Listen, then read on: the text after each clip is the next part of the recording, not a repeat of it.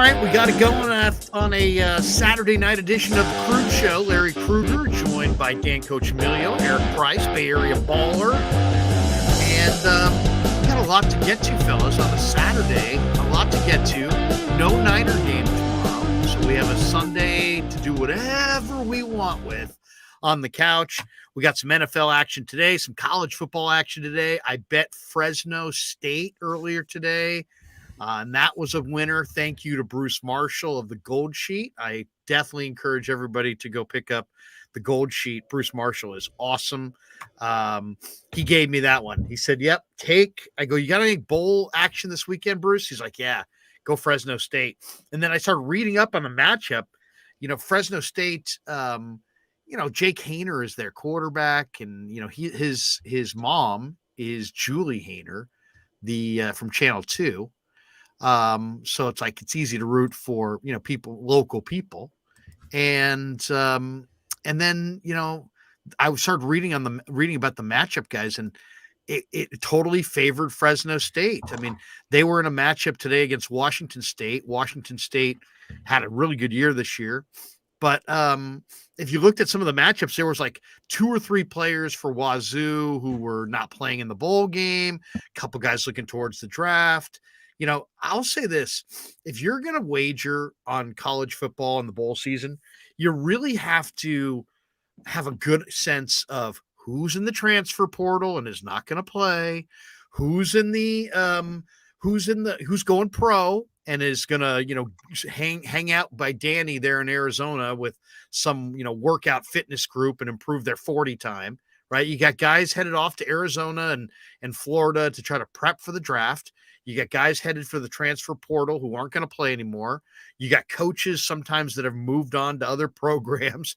You got so you know what I mean? The bowl season is so much about insider knowledge because some teams get picked to the insight.com bowl and they show up and they show up in great number and they travel well and they're all fired up. And other teams, it's like, oh, they wanted to go to the Rose Bowl, but they got sent to the Holiday Bowl, and so they're really not going to show up at all. So to me, this time of year, I would encourage anybody who wagers on the bowl season, just straight out of the chute here, I'm giving betting advice, guys, to go check out like Bruce Marshall from the Gold Sheet or just get, Action Network, get the inside dirt on these bowl games or you have no chance to make any money. That being said, I took Fresno State. How about if you actually had someone in the national championship game, top guys, top 10 draft picks? And I think I'm just going to protect my future. I'm not worried about the team. Well, you get that. I remember, McCaffrey opted against playing his bowl game with Stanford a while. Yeah, but they weren't. How do you guys feel about that, by the way? How do you guys feel about guys who opt out? Because, it kind of bothered me at first because I'm like, you know what? You signed up like my dad when I played team sports said, son, when you sign up to be on a team, you have to understand what that means. And I say, what does that mean, Dad? He's like, that means you can't go to like most of the games and most of the practices. You have to go to every game and every practice. And that takes precedent over everything else. And there are no exceptions. Birthday parties, holidays, church events, none of it, school events, none of it takes, you owe it to your team to play and play all the games. And so I kind of always had that in the back of my head, is my mindset. And so I kind of was like, hey, you know what? You signed up to play for Stanford. They're playing a bowl game. You're on the team. Play the bowl game, right? I mean, it's not that hard. But then somebody came to me and said, it is, everybody else goes to college to prepare to make a living, to prepare to go do a job. These guys' job, they want it to be the NFL. If they want to take time to prepare for an extra special test, or in this case, the combine, you know what? That's what they're there for, and they don't owe it to their team. Where do you guys weigh in on should these guys play the bowl games or sit it out? Because let's just say this. If everybody sits it out, they ain't going to be no bowl games. So it's just a matter of, do you want to have bowl games? Do they have any worth? Do they have any value?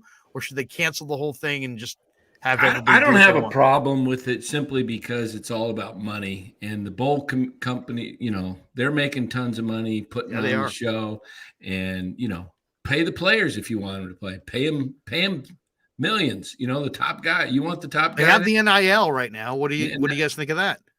Well, I mean that is something. It's a start. But I mean, if you're gonna expect these guys to show up and you're gonna make all the money off them, and if they get injured, nobody's gonna care for them. If a guy goes from a first round top 10 pick to a second or third round pick, he's lost millions, and so you can't really blame the guys. I mean, it's their one shot. See, that's it too. Danny just hit on it. It is their one and only opportunity. It's not like they're going to be out in the draft and making a first impression on the NFL next year. No, you get the old saying, you get one chance to make a first impression. It really is very true. And so I'm all about the players. And since if you can't say you're all about the players and you not support them here, but at the same time, I don't love it. Well, here's my take, Lair. Go ahead. If you got an opportunity to play for the national title, if you're one of the final 4 teams in the college playoff, I think you should be playing, right? That's why you played this whole season is to win the national. If you got a chance to win a championship, if you got a chance to win a championship, you should be playing. And if you're playing in the Tortilla Tostitos Bowl, then I'm all right with you sitting it out. If you're have a chance. The Menike Car Care Bowl, you can sit out. It's okay, sit that one out. But if you're playing for the title, like I'm glad to see, I saw Bryce Young, Alabama quarterback. He decided he's playing in the bowl game. Like if you're playing in the big show, you should be showing up for your teammates. I mean, Boza, weren't they in the? He sat out that year to train, when he had core surgery. Though. Yeah, he had the core. But he was. I think he was available to play in the. They were in the semis, weren't they, that year? Yeah. Ohio State was. But that's a major injury, though. He was out the whole year, though, Danny, wasn't he? Yeah, but he was well enough to. With the torso thing. Right. But I'm saying he was well enough at that point. He had recovered.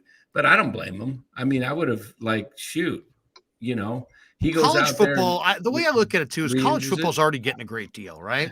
They already have this incredibly popular sport that's worth millions, where the players are essentially free. I mean, there's nothing. I mean, that's not the college football's doing okay. So I don't feel bad for the schools. I don't feel bad for the networks. I don't feel bad for the college football administrators. But I think I have changed over from, you're on the team, do what the team should do, to, do what the team's doing, but you really do have to put your best foot forward in this whole NFL draft process. If you can do both at the same time, I would say do it.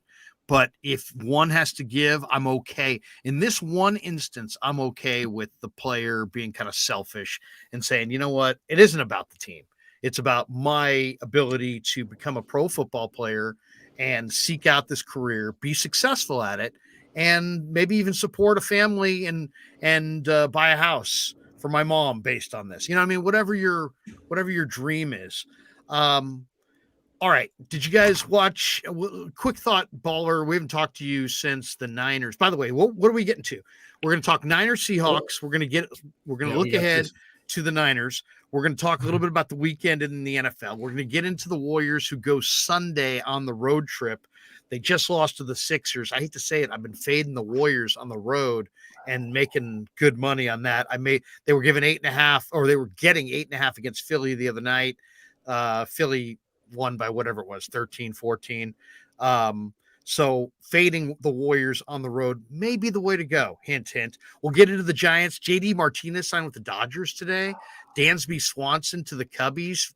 Danny was dreaming of the Swanson-Correa double play combination. We'll talk about where the Giants go. I wanted Martinez. I'm not worried about JD. You wanted JD with the Giants? That's a premium bat. I know he was a bit. He's lost some power, though. He's lost some. I think he's a phenomenal hitter. I still think he's going to be able to hit into his late. He's an RBI guy. Into his late 30s. Yeah, he's a big RBI guy. It's not a bad signing for the Dodgers, but what do you think? Only thing is, where is JD Martinez going forward? It's only a 1-year deal for $10 million. Well, the problem is he's going to probably have to DH a lot because he's not good in the field. He's not good in the field at all. No, so he's a DH, but there's the DH in the NL.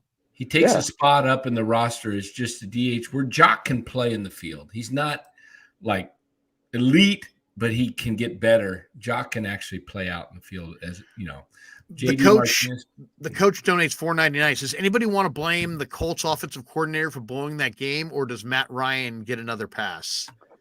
Yeah, I mean, we didn't even talk about that. The biggest comeback of in what NFL history was today. Made some big money on it. I took it was 36-14 and I felt momentum shifting. I could see it. I could feel it. So odds were plus 2,000 and I put it in and it didn't take it because they were moving the ball and it dropped down to 1,500. I got it in at 1,500 on the money line. So it was a nice payday. I was still pulling, even though I was making some money, I was still pulling for the Colts, just because I wanted the Niners to benefit. I can't decide, are the Vikings legit or are the Vikings not legit? I mean, the Vikings get the win. Kirk Cousins threw for 460. Couple of picks too, or one or two. 4 touchdowns, 2 picks, got sacked 7 times. Sacks. Yeah, that's a full day at the office. You throw it 54 times, you throw for 460, you throw for 4 touchdowns, you get picked twice, and you get sacked 7 times. All right, you heard it here first. I already put this out in Twitterverse, but you heard it here first. The next coach of the Indianapolis Colts for 23 will not be Jeff Saturday, but it will be D'Amico Ryans. Book it. You think so? Yep.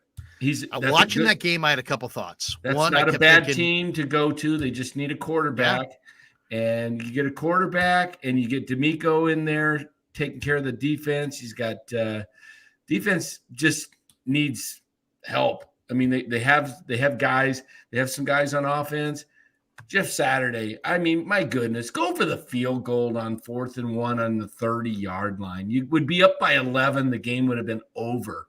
Yeah. That's a 47-yard field goal.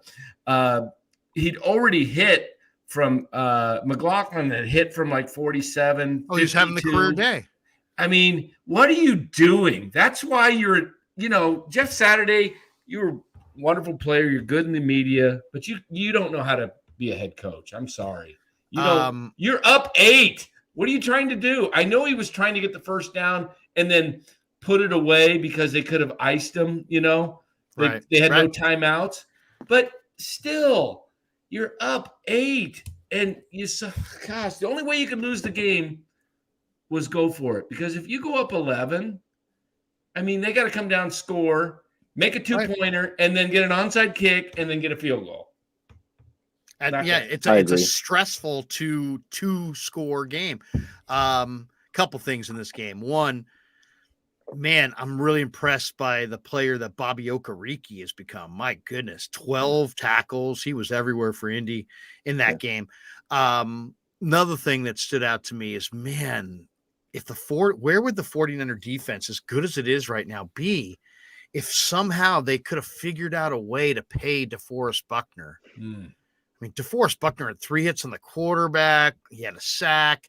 He had 2 tackles for a loss. I mean, he's such a big-time player, even at this age. He just keeps it rolling. Well, it would have been him or Armstead. That was the deal. Oh, what a force. What a force. I mean, but there's a belief that you never trade, D linemen that command double teams. And DeForest Buckner commands double teams all the time. And it's just he's absolutely incredible.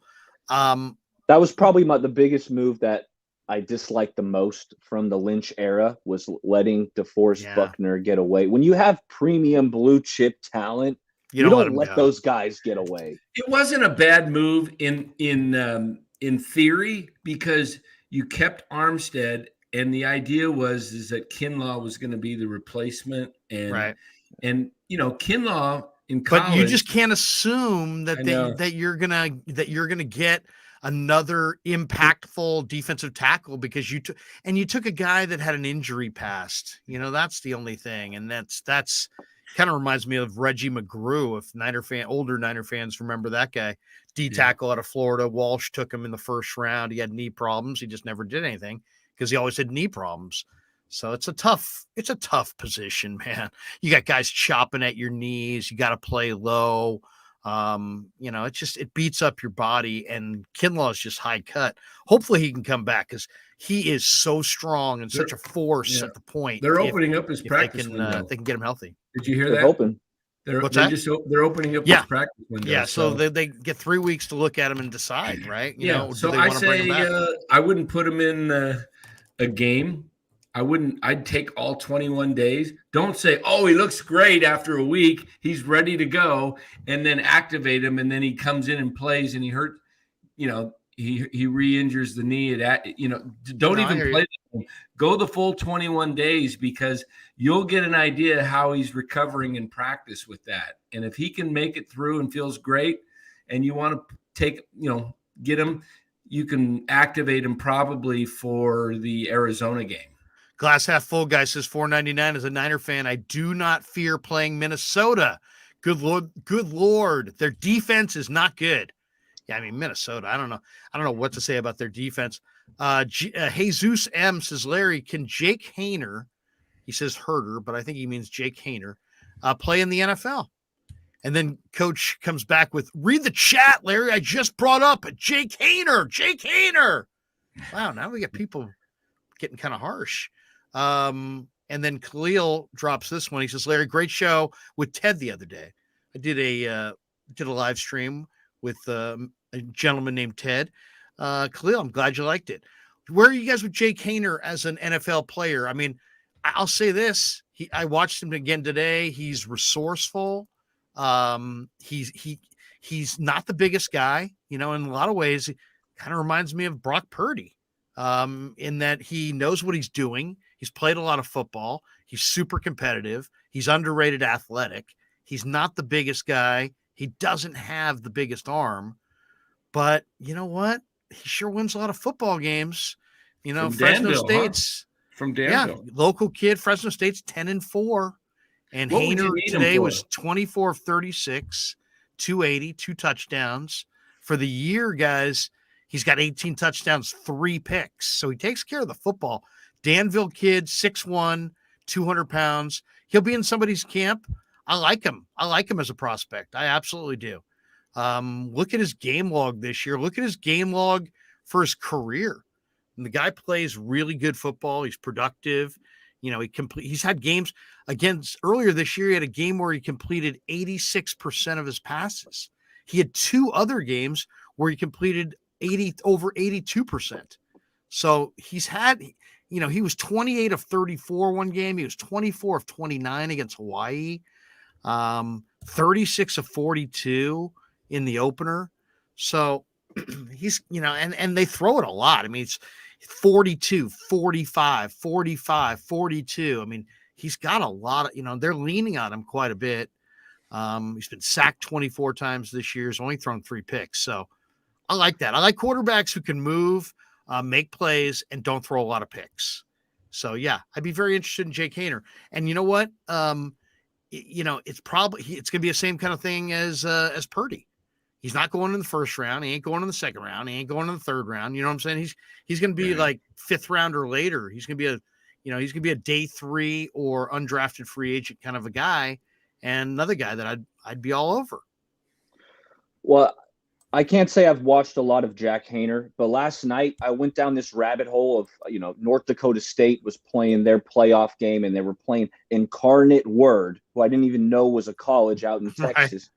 But they got this kid, Lindsey Scott, where you're talking mobility. He is 24 years old, but the guy threw 60 touchdowns this year, Larry. 6-0. This guy, I was watching the highlights of this kid, Lindsey Scott.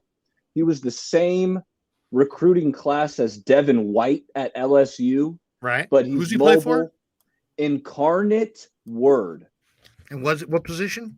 He's a quarterback. The guy threw 60. Scott. Lindsey Scott Jr., the guy threw 60 touchdowns. And, when they had said the guy broke the touchdown record through 60 TDs this season, I went and started watching some film on him last night at midnight. And I was impressed. Listen at 5'11", 212.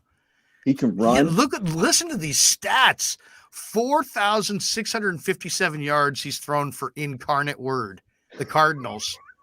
60 touchdowns, 8 picks. He's from Zachary, Louisiana. Good, Lair. So I don't know about Jack Hayner, but I can tell you about Jake Hayner. Jake. I don't know about Jake, but I was watching Lindsey Scott tape for an hour till 1 a.m. last night. He's intriguing as a late round pick. He's not Kyler Murray, but he's got some tools of that mobility, and he's played a lot of snaps. He's kind of bounced around. Like I said, he's 24, still in college. So he has some experience, and I would take a flyer on him late in the draft. Yeah, hell yeah. Hey, there's you see 60 touchdowns and 8 picks, man. That's prolific. There's a lot of talk in the chat about the whole blowing it in the Super Bowl, and that with the Colts blowing it today, they could say it's Matt Ryan's fault. It wasn't Kyle's fault. Let me tell you where the blame lies. You can place a little blame on Ryan, a little bit on Kyle, but the real blame to me goes on the defensive coordinator of the Falcons, who was also the linebackers coach of the Colts today, and that's Richard Smith. The defense collapsed in that game in the Super Bowl, and they collapsed today. And Richard Smith was part of both of them. So put a little blame there. Danny going after Richard Smith in the chat. Yeah, I mean, nobody says defense. Richard Smith was just like minding his. He's probably sitting there tonight having a cold one, getting ready for the holidays. Hey, let's check out this live stream. Dad, get in here. This Dan Coccimilgio is taking you behind the woodshed. Yeah, well, did you see their tackling today? They couldn't tackle. No, I'm just joking. Yeah, I know. It was it was an epic failure. Yeah. Though I do like my Saturday NFL, by the way. Hey, MF says I have to play in the Jimmy Kimmel Bowl. Where did that come from? That's got to be one of the weirdest things. Is there a Jimmy Kimmel Bowl? Can we get a Krueg Show Bowl? Jeez. I mean, I would do anything to go Krueg Show Bowl. Put up some might be able to get Incarnate Word on there. Get Incarnate Word. You got to put up some bucks to have a bowl game, I think, huh? Well, wait a second. I've got an idea. I have an idea. We grew up with a Sunday dinner. Oh, yes. What is it? I've got an idea. I've got an idea for a pitch man. Hey, Pasquale. What do you guys think? Hey, put that back on again. Am I wearing? Hey, Pasquale. Almost. Okay. Hey, Pasquale. Dan. I like the next line. He goes, Dan Coccimilgio. Hey, Pasquale. Dan Coccimilgio here. I do have the hat on today. You do. Yeah. I'm the only one not wearing a Niner hat. Yeah, Brock Purdy's dad was wearing this hat. I want everybody in the chat, by the way, to observe the differences in Bills in age folds. Danny, what year were you born? 61. Danny doesn't have the John Deere fold, but he's got a Hardy fold. But Baller, what year were you born? 90. Baller's brim is more like a pizza box. It looks more like a diving platform in the Olympics. On the baseball field, I'm curving it up, but hey, I'm just wearing it. No. I think there's no bend in that at all, man. That's straight. Yeah. That's like straight edge. Yeah, that's the 50-meter jumping off the Olympics, man. That's the straight top board. brim. That's get with the style. That's the new age. Yeah, exactly. How would Danny look with a straight brim hat? Not good. No. Fly. Super fly. No, Danny, do you have any straight brim hats anywhere? I've just got the Jimmy G hat that's kind of close to that. No, that's like a duck hat. Yeah, he's got it looks like a thing where you could squeeze it and go quack, quack, quack, quack. Yeah. It's like it looks like the bill has girth. All right. That hat, that brim there might be bigger than my hand. Seriously, maybe it's just the angle, but it does look like a wide brim. Let me see. Turn to the side there. Can we get a profile on that brim? Oh, it's not too bad. Is it fitted, or do I see hair coming out the back? Not fitted. Okay. Not fitted. All my hats. Danny? All Danny's hats are fitted. Yeah. Look at the difference. Yeah, all fitted. 3930s, baby. That's what I go with. Hat size, Danny. I bet you don't tell me. I bet you I can look at you right now and like Karnak, I can guess your hat size.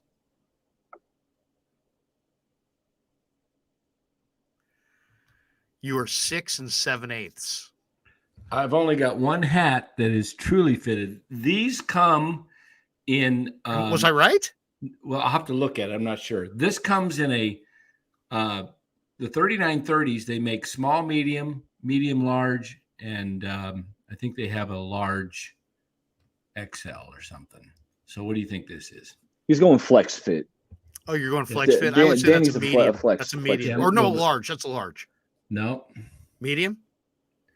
Small? It's medium. Well, medium. It's small to medium. I kind of fit closer to medium, but I'll go get my one Giants hat that I bought that's fitted. And I'll see what size if you're right. I can't remember. Check that out. Go check that hat. Come back. Right back. I got the over on 6 7/8 is like what a kid wears. I wore that when that was my way of calling Danny a pinhead. I was calling him a pinhead. I got you. I follow you now. That's why I said 6 7/8. We'll see if he maybe I'm actually when he comes back, I bet you anything it's close. I bet you it's like the next size up would be I think 7, right? Mm-hmm. 7.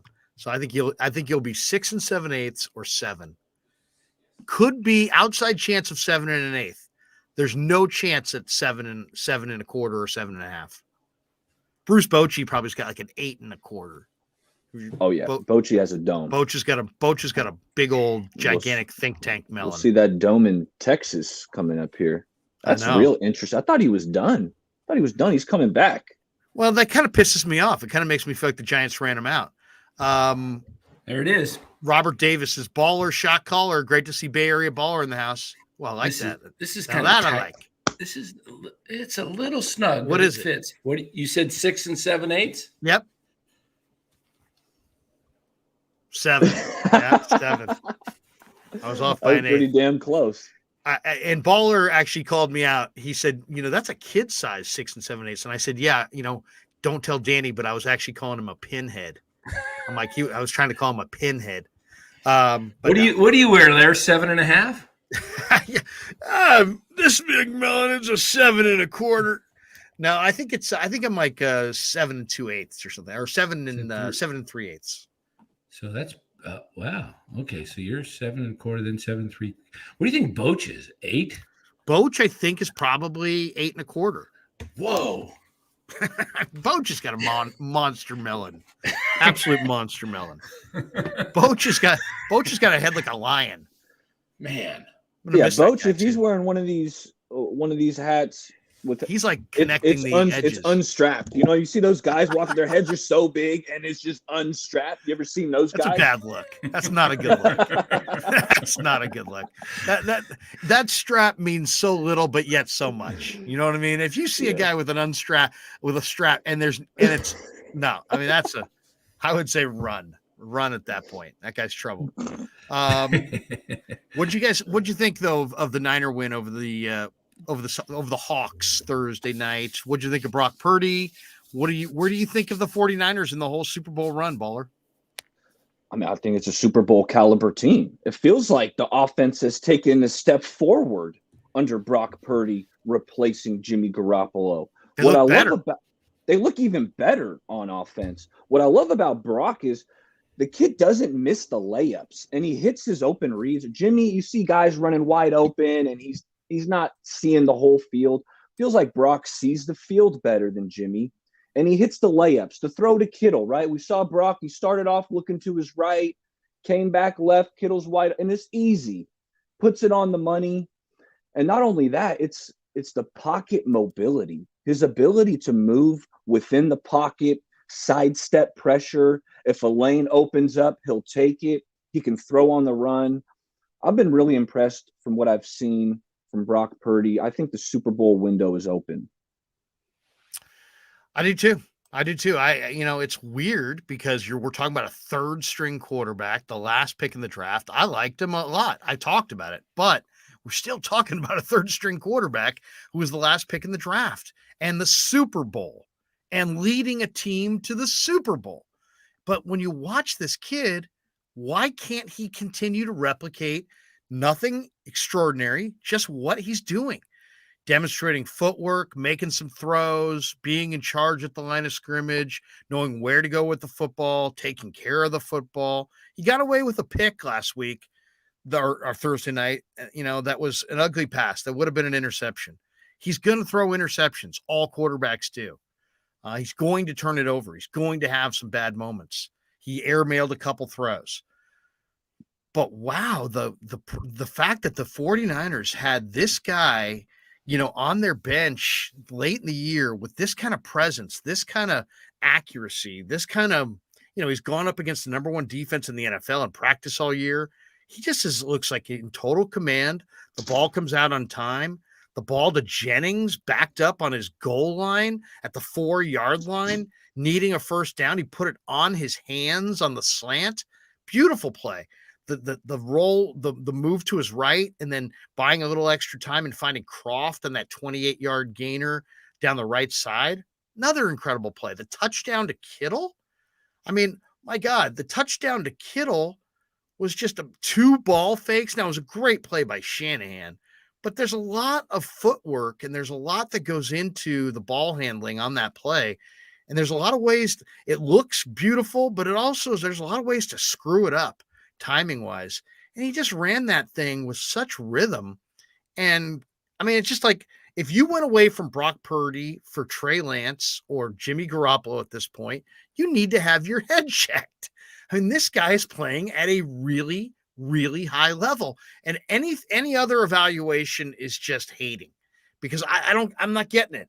I mean, what is there to see? This guy's operating the offense at a really, really high level. He clearly sees it. He's very accurate.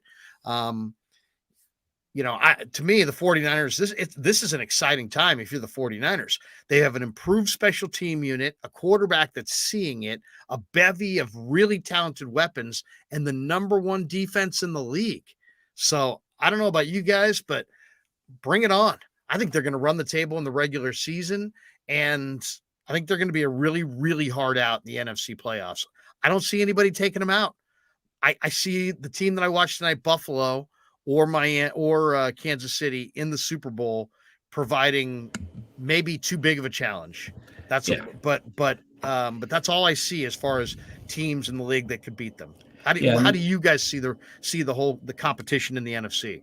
I think it's down to 3 teams: Philadelphia, Dallas, and the Niners. And if you want to break it down even further, it's probably down to Philly and the Niners. I think the Vikings still blow the 2 seed. They've got 3 games left. They've got next week. They got the Giants at home. Then they're on the road, the last 2 games against the Packers and the Bears. They will lose one of those games, maybe 2. I could see them losing even the last 2 on the road, just because they're division games. Even though Green Bay may not be in it at that point, and Chicago's definitely not in it, the young guys are playing for their jobs. You got a lot of guys on that are going to be playing to stay in the NFL. And they're going to go out there and give it their all. That's the difference between baseball or basketball, where you have these guaranteed contracts. Guys just mail it in.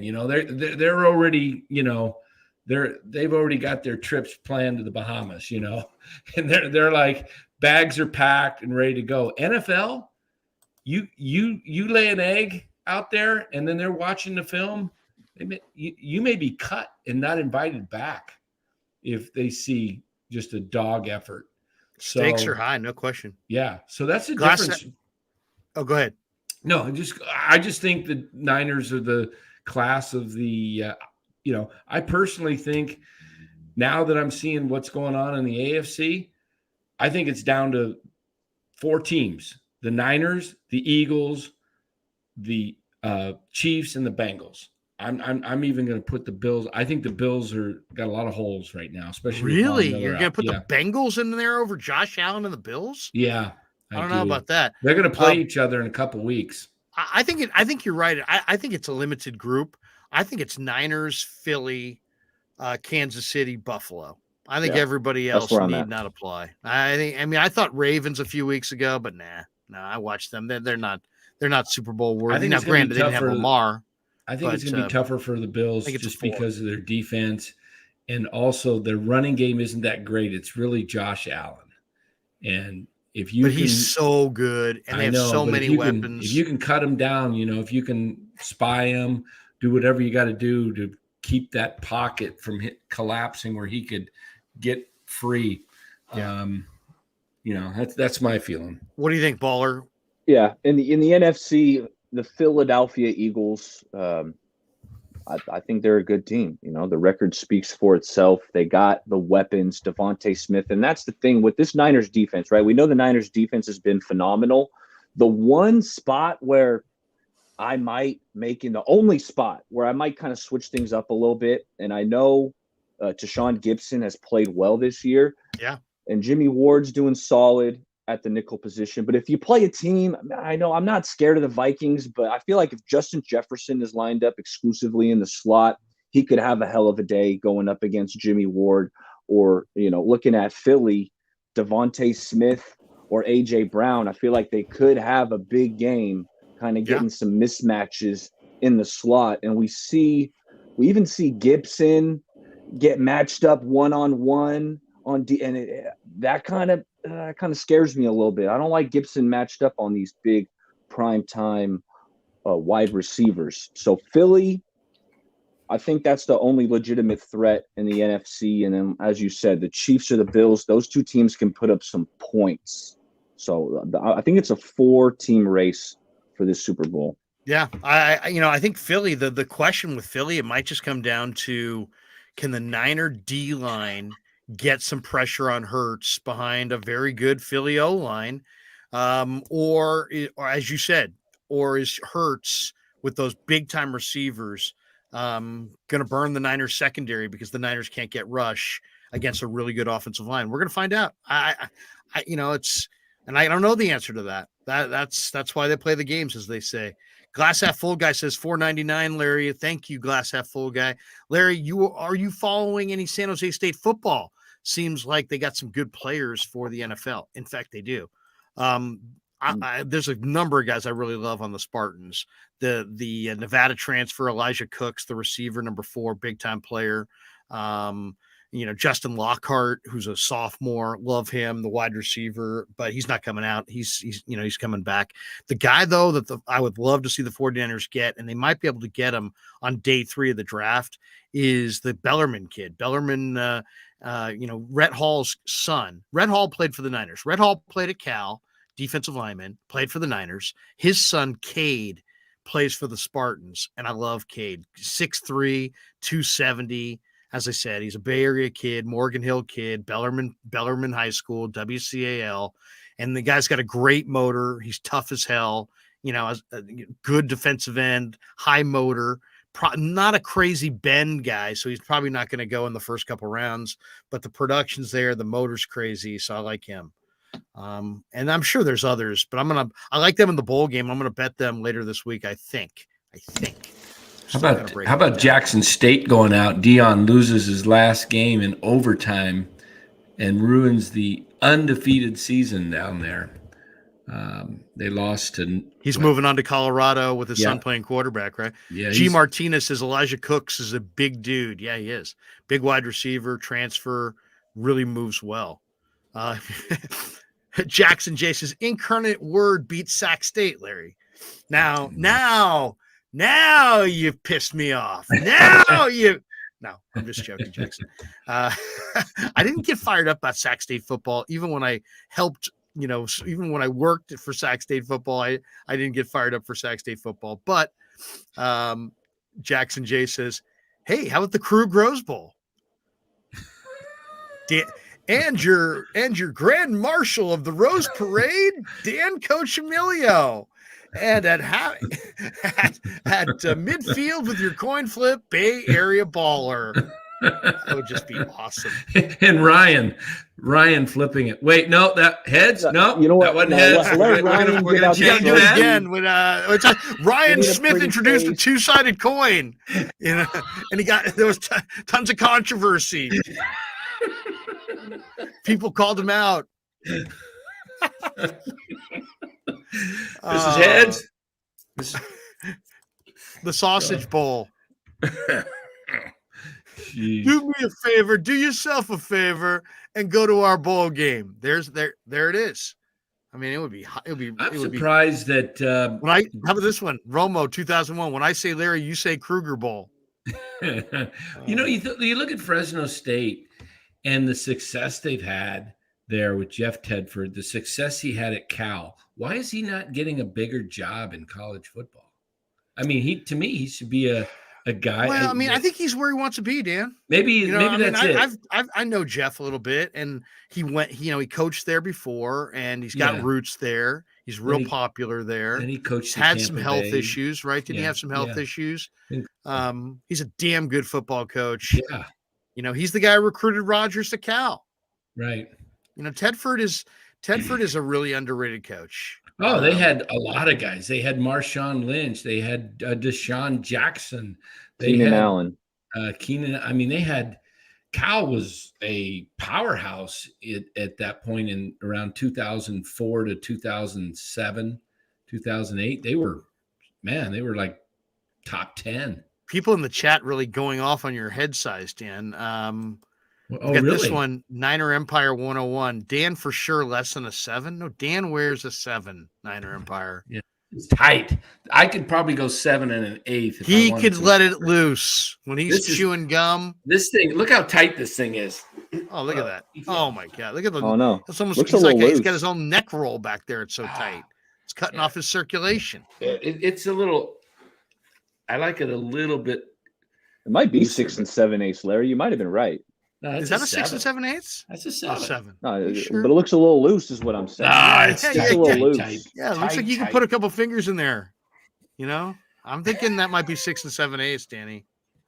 It's all right. You can take a pill for that. Look, I can't even get my fingers in there. Ow!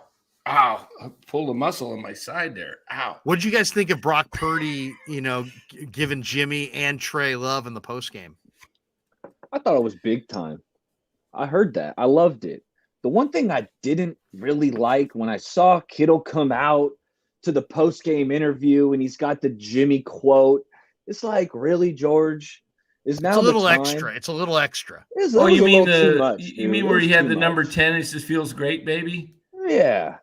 I didn't mind it. Okay, I mean, here's my. I know. Can I say one thing about this, Danny? Before you jump in, I would say if he had it on anyway, and he just walked from, taking off his pads over, no problem. If he put it on, I think he had someone write that on right before the post game. That's so? My prediction. You don't think he write wore this that? Jimmy G quote on my shirt because I love him. I have no problem. What do you think when Brock told him to shut up? He never shuts up. Do you see that? That's probably one of the reasons why. So you're gonna come out there with Jimmy like G. George, shut up, George. George just never shuts up. Oh, and all the people on the set are like, ooh. Yeah, there he goes. In a good way. In a good way. Yeah. No, I saw. Did you see Lowell Cohn's tweet today about the thing? Is he making something of the fact that about the Jimmy that George did that or what? Yeah. Well, he said he thought that was, he should have been talking more about Brock, and Jimmy's gone now. And I'm like, Jimmy. The thing is about a team. When a teammate goes down and he's still part of the team, he's part of the team. I mean, why not Trey though? Why not a Trey shirt? I think because Jimmy's his guy. Because him and Juszczyk just absolutely gush over Jimmy Garoppolo. I guess they're deprived. They spent too many seasons with Nick Mullins, CJ Beathard. They don't know what a legitimate big time quarterback looks like. They believe in Jimmy. They like Jimmy. There's no doubt. And I think they like Trey too. I don't see. No, they like anything. Trey. I'm not saying they don't like Trey, but they I don't know if they should be like us. They haven't seen enough from Trey to decide if they believe in him or not, right? They like Trey, and Trey's a great prospect. He works hard. He's attentive in the meetings. He's trying to get better. It's just about where's his feel? Where is he in the development curve? How long is it going to take? I know Trey's going to get there. I'm telling you right now, Trey Lance is going to get there eventually. Yeah. It's going to be a really scary thing if they trade him because he's got high upside potential. I wouldn't trade him. He could be 20 years from now. He could be in this league. No way. I mean, you don't know if you got to go into next season, but you got to be coached up too. He's not ready. Yeah, he's not really you got to ready go to into play. the season with Purdy and Trey next year. I'm assuming Jimmy won't be around. Go in with those two, and they're going to have another guy that they'll maybe draft late that they can develop as a third guy for the practice squad. And if you don't know if Brock goes down, he's small, he could get hit up, and you got to have Trey ready to go, or let him battle it out. The thing I said to you and I talked about this, Larry, during the day Jimmy signed. In fact, we were together. We did a show. Ryan and I were at the golf tournament at Pasquale's golf tournament of all things, and we got drinking heavily. Not me, but being belligerent. No. Attacking golfers. It was an ugly scene. It was. You will not make this putt. You. Last I saw Danny was taken away in a squad car. I'm just telling you, it was a wild scene. Yeah. Go ahead, Danny. But we were talking, and you were on the game earlier, or the next day. The next day you were on the game, and I said to you off record, the real battle. Everybody's talking about Jimmy and Trey, and I said to you, wait till they see next year. The real battle's going to be between Purdy and Trey, and that's going to be the talk. And you and I both said that. And we're visionaries, Danny. We're visionaries. No, I'm just joking. No, I mean, you can see it. You see it. No, there's no question. What do you think of Bomber T? Brock seems like the perfect fit for Kyle. And MF had a good one in here. He said that he has poise and he's got a lot of moxie. I agree with both of those. I mean, you can see the poise and the moxie and the toughness on Purdy. I mean, let's just be honest about this. The Niners fell into something great here. They fell into something great. It's early to say that, but heck, I'm already out on the limb. I might as well just get all the way out there. I believe in the kid because you know why? What we're seeing right now, I've been watching since minicamp. This guy has the greater command of the other quarterbacks. Has the better accuracy of the quarterbacks. He plays with a better rhythm. The ball comes out on time, and he hits guys in the hands. That's what he does in practice. That's what he did in minicamp. That's what he did in training camp. That's what he did in the preseason. So it's like we've now seen it kind of a lot. And there's a lot of people who are still like, well, give it some time. I understand that, but don't look the gift horse in the mouth. And right now, Brock Purdy, it's like almost a perfect situation for the 49ers. He's playing great, and they have a terrific cast around him. And I don't know about you guys, but to me, I'm more excited about this year's run for the Super Bowl than I have been in recent years, more because of what Brock is showing that he can do. You know, his command, I mean, his competitiveness, that slide where he put the ball down. I mean, there's an awareness there. There's a veteran savvy there. There's a competitive fire there. It's only one little quarterback scramble, but it means so much. And the guy's got tremendous poise. And how about how he hurried up? He hurried up the offense. I believe it was before the first quarter. Drew the offsides on the cadence. I don't know why the refs blew that dead. There wasn't an unimpeded rusher. It should have been a free play is what it should have been. But yeah, right. that just shows how heady this kid is. He's a rookie, but he doesn't play like a rookie. One of the smartest. I mean, exactly. He's one of the smartest rookies we've seen. I mean, it really is amazing. Vicky Pellich says, here's $1.99. They like Trey, but they don't believe in Trey. I don't even think they don't believe in Trey. It's just that they know how raw Trey is. They believe in. I believe they see exactly what I see because they know football, and they see a guy who's gonna get there, who's a hardworking kid, who's really smart and really athletic and great traits, but he's not there right now, and it's going to take time, and it's going to take work and reps and field reps and mental reps and everything else. It's going to take lots of reps. He'll get there though, and he'll be special. I really believe that. But it's just not. He either needs a large ramp up time or it's going to take a couple years. I'm looking at Vicky's profile pic there. She looks kind of elated there. Is she? Where is she doing? Is she on a? The fact that you're studying her profile pic I'm just looking at creeping out me and Baller. The fact that she's elated, but she is playing MF, who's in the chat tonight in the playoffs in our fantasy league. And they're speaking of MF. Baller makes great points. Speaking of MF, we've just had two. MF and Vicky Pellich are going at it, and we'll know tomorrow who advances. But right now, MF is projected, got a 62% chance of winning against 38%. So Vicky needs a big day. She had Diggs and Davis tonight for Buffalo, and they didn't have their big games. So Carlo P says Ryan with his lady tonight. Yes, he is. Look at Carlo. Yeah, he is. Ryan, I said, hey, I gots to get down. No, he just said that he had to tend to business. Green Glass Full says, here's $2. Grant Cohn has less than zero football knowledge. Come on. Why? Don't fall for, I'll say this. Don't fall for Grant's a bad guy crap, because Grant's not a bad guy, and I know as far as Armstead, what he had to say, that's between Armstead. Armstead's entitled to take any approach he wants to take. But I'll tell you right now, I know Grant's not a bad guy.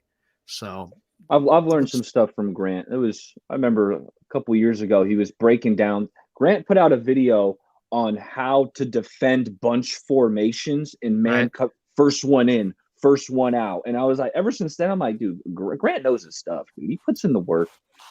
Yeah, he does. And believe me, I feel like I'm a pretty good judge of character. I think he has good character. So I'll leave it there. Carlo P talking about Danny's hand size and head. He says, small head, small hands? ? That's not right. That ain't right. Boy. That's Carlo P. I mean, I thought you were kind of an OG. You're going at Danny's hands and his head. That ain't right. I mean, Dan's an easy target.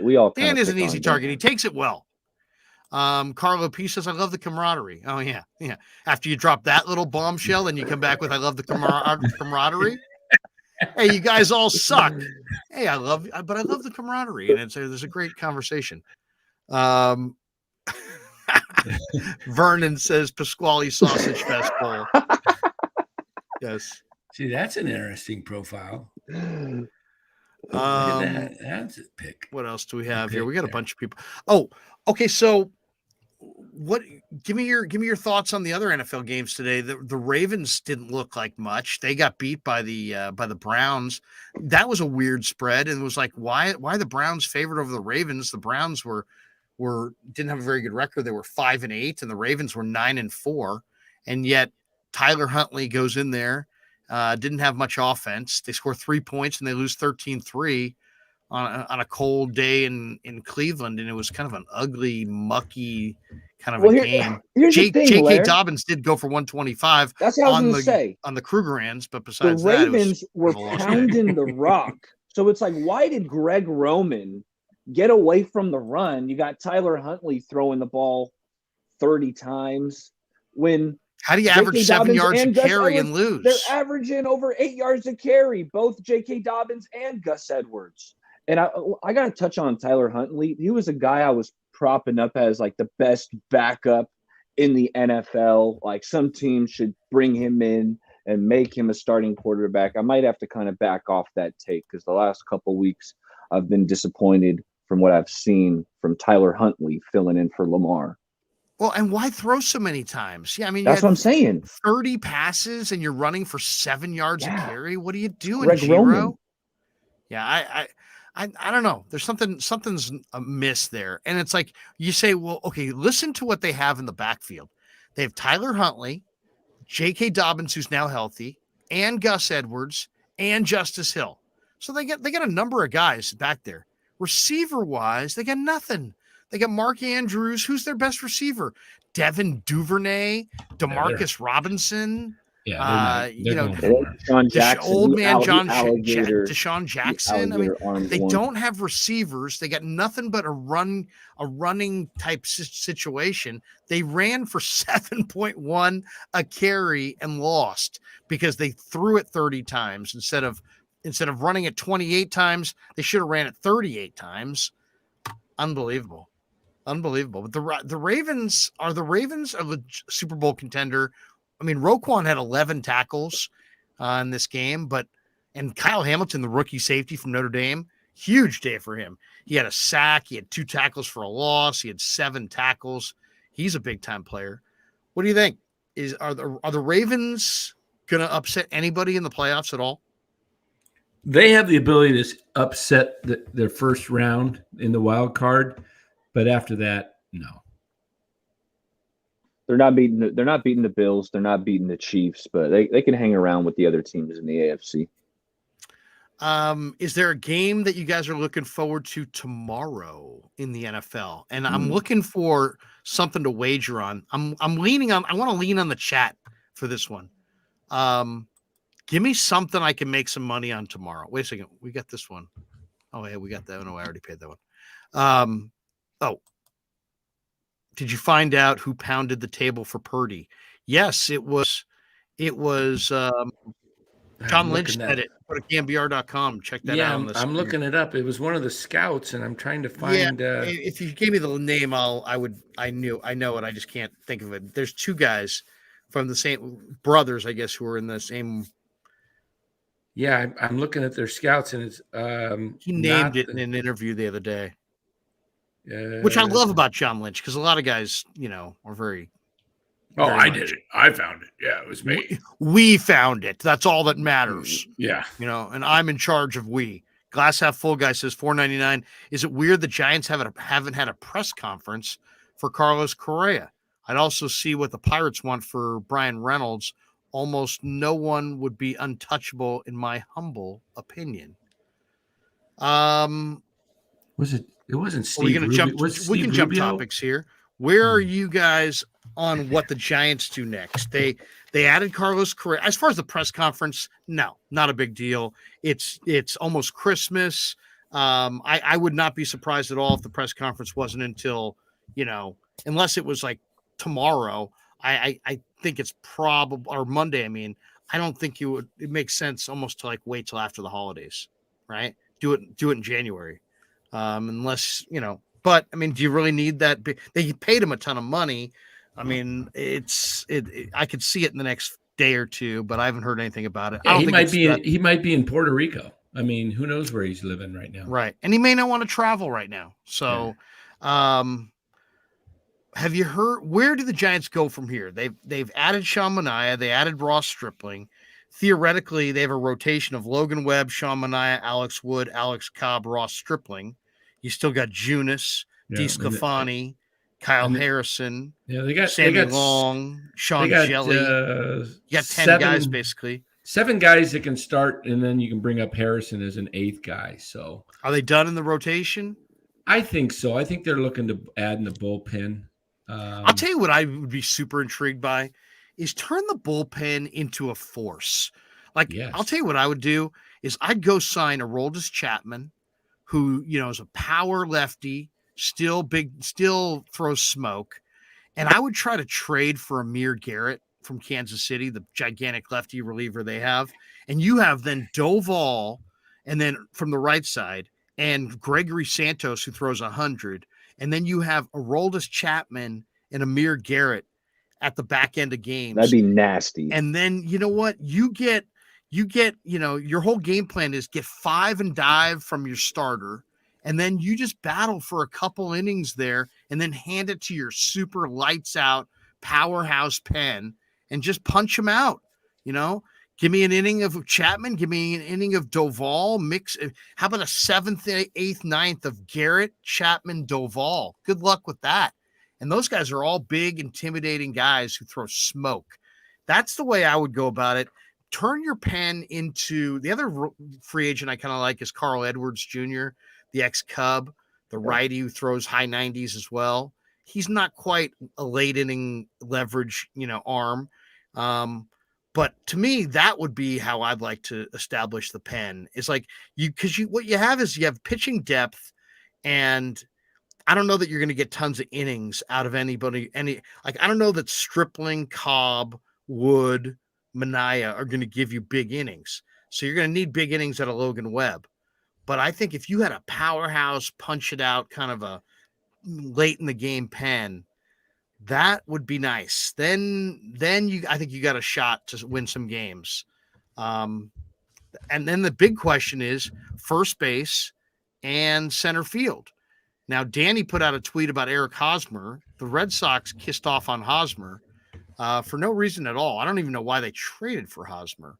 What's interesting to me about that thing is that San Diego's paying the whole salary, so the Giants can have him for whatever the minimum is, $700,000+ a year, and the Padres got to pay the rest. I said that I think he's a 285 hitter in Oracle Park who plays great defense. And automatically all these people just start jumping me because his defensive numbers in San Diego last year were crap. And he only hit 277. But 277, go look at what the Giants hit. Go look at what Wade hit. Go look at what Yaz hit. Go look at what Belt hit. Go look at the averages from last year and then come back to me and tell me 277 sucks. Right. Last year, 277 was the equivalent of 297. And are we really talking defensive metrics at the first base position? That's like the one position. Gold Glove Award winner. He's a 4-time Gold Glove Award winner, and people are trying to tell me that Eric Hosmer can't play first base. Exactly. Somebody said, you don't know baseball or something. You better study up. He's a 4-time Gold Glove winner. Jeez. At first base. I know. It's not like he's a shortstop that's lost his range. I mean, so maybe he had a bad year. Maybe he had an injury. Let me ask you this, Larry. He's still well above average defensive first baseman. To me, he's a perfect guy for this park. He's a gap hitter who might hit 285 next year. Exactly. He hits all over the field. Would you trade Elliot Ramos for him? You don't have to. He's free. Well, the problem is here's the issue. If somebody else puts a claim in for him that's got an earlier claim than the Giants, the way it works is everybody puts in a claim. I understand. And then they can trade for him. So I think the Giants are going to. You think somebody wants Hosmer, though? I mean, he didn't have a very good year. It costs nothing. Yeah. He's free, basically. Sometimes I wonder, Danny, how that actually works. Like, do the players, do teams talk to the player's agent and say, hey, we're thinking about claiming your guy. Will he play for us? Or do you know what I'm saying? Does a guy sometimes I wonder about the waivers on not in season, but out of season on a veteran player like this. It's like, do we bother claiming him on waivers? Can we work something out? I mean, you have 5 days. They DFA'd him. So they got 5 days to work through all the different. Right. They can work a trade out. I think a trade will happen. I would trade him. I would trade for him but I wouldn't give much. Well, I wouldn't trade anybody that's any good. But I like Hosmer, and I think that would be a good call. I think that might be, he's a good defensive player who's a line drive hitter, who's a gap to gap hitter. I don't know. I think the Giants need in this ballpark, and they take away the shift. People are also like, well, why would he get any better? Because they're taking away the shift, and all left-handed hitters are going to theoretically get a little better. Yeah, and he hits it all over the place too. So and the size of the park is so much bigger in the outfield than it is in San Diego. So I'd rather have Will Myers than Hosmer. But Will Myers is no defense; he's all offense. Yeah, and then you're going to have to pay $10 million to get $8 to $10 million to get Myers. The only thing is, he does hit bombs in your yard. Yeah. So I like Will Myers, and I got one other outfielder that I'm eyeing. Let me know what you guys think about him. He's been dinged up, but I think there's a ceiling to him. I don't think he's had his ceiling year yet, and it's Michael Conforto. Oh. I like Conforto. They're looking at him. There's some talk there. There's some talk There's there. some talk also. They're looking at bringing back Kirk Casale. Did you see that? Yeah, I saw that. I think the Niners. I like that idea. I'm Niners. Giants need a really athletic, speedster type center fielder. They need Ramon Laureano. They need somebody who's passionate and remember, fiery and fun to watch. You want guys that can not only get defensively, but you want guys that can steal bases. The game's going to change this year. The bases are 4.5 inches bigger. So I wouldn't mind having that kid from Arizona, McCarthy. The bags are bigger. This is news to me. They changed the size of the bags. They widened the bags. Yeah, they're going to be made them lower to the ground and wider. Yep. So they're going to be 4.5 inches bigger, and there's no throwing over to first base. You can throw over twice. The third time, if it doesn't result in a pickoff, he gets awarded second base. So basically, guys are going to take monster leads, force a couple throws, and it's going to be all strategic and how many times. I don't like that at all. That's weird, man. That's junky, man. And they're taking the shift away. They're trying to actually. I don't mind taking the shift away, but I don't like the. I think to me I don't like the man, because then it's like guys are going to take crazy, do what I said. They're going to take crazy leads. It may be, I got to look that up. If it's either a ball. Are you sure that's not in the minors? That sounds like a rule. No, it's real. It's either the majors a ball. Are doing that. Yeah, it's either a ball if you throw over the third time, or they get awarded the bag. I'm going to look that up. Vicky Pellich says here's $4.99. Purdy will keep his job as QB1 next season. Dan, is it too early to call a winner in fantasy? Or she's saying it is too early. Yes, it's too early. Of course, you could have a big day tomorrow. I'm not. You're not boasting. Romo 2001 Giants next move, another free agent or a trade, and who? I think they ought to get together with the A's on Ramon Laureano. I really do. I mean, the Giants, I think, could make the A's a pretty good offer on Ramon Laureano. They got Matos, they got Hunter Bishop, they've got some young outfielders that are a couple years away. Bishop's they've got a guy like Tommy LaStella. I think that could interest the A's.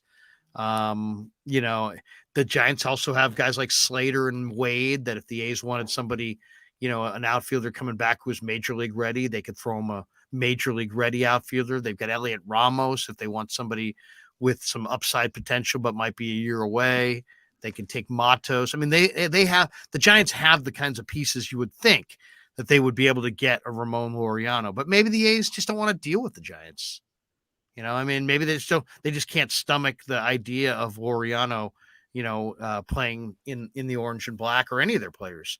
Yeah. But that's the guy that I'd be most interested in. Brian Reynolds, it sounds like it's going to cost you Luciano. Too much. Do you want if you don't believe in Luciano and you think that Luciano's not a major leaguer, or not a major league significant player down the road? If you can get Reynolds right now for Luciano, I'd do it. And here's why. I would too, because because you don't know what Luciano's ever. Well, here's another major reason. Luciano was shut down for 2 months this past season with back problems. He got healthy. He got shut down again this winter, playing winter ball over in another country because of the same back issue. That's not a good sign. No. I mean, that's not good. And he's heavily, thickly muscled. Yeah. He seems like he's outgrowing short. He looks like he's maybe even too stiff for third. Yeah, he's an outfielder. He's a corner. So he's probably a left fielder. Yeah, and at the end of the day, that means the bat's got to really play. Yep. And if he's just a good good hitter, that might not be enough. If he's a mediocre, I mean, he could go from this, once in a lifetime kind of prospect to just a future major leaguer, but not of any note. And then what? Then you're going to hold on to him forever? I mean, I make your evaluation on him. You've had him for long enough. You know him better than anybody. Make your evaluation. He's got value in the industry, and either ride it out with him and develop him and get him to the big leagues in the next year and a half. Right. Or cut bait and trade him right now before, while there's still a lot of hope and promise. Yeah. Here's the pickoff rule. A pitcher will be able to step off the mound for a pickoff or any other reason for a maximum of twice per plate appearance. The limit resets if the runner advances via steal, wild pitch, or pass ball. A pitcher can attempt a third pickoff, but if it doesn't result in an out, it's an automatic balk. So game's changing big time. I hate it. Manfred, what are you doing? Seriously, Manfred, go take a nap. Yeah. I mean, you're going to have guys with bigger bags. They've already been around since 1870. They've already thrown over twice, and they got a 20-second pitch clock. So these guys got to hurry up and get on the rubber and look the batter on, and he's got to figure out, oh crap, do I try and throw over a third time? If he's safe, he's automatic. But the guy's going to take monster leads, and it's going to be, we're going to see a lot of crazy. I don't even like eliminating the shift. I don't even like that. They're shifting over. You know what I was. But it unfairly penalizes the left-handed hitters. Why is that fair? Go the opposite way. It takes away. I mean, baller. Krueger. I mean, it's so strange. It's like somebody you're playing. I mean, think about what these guys are doing. You're hitting off major league pitching.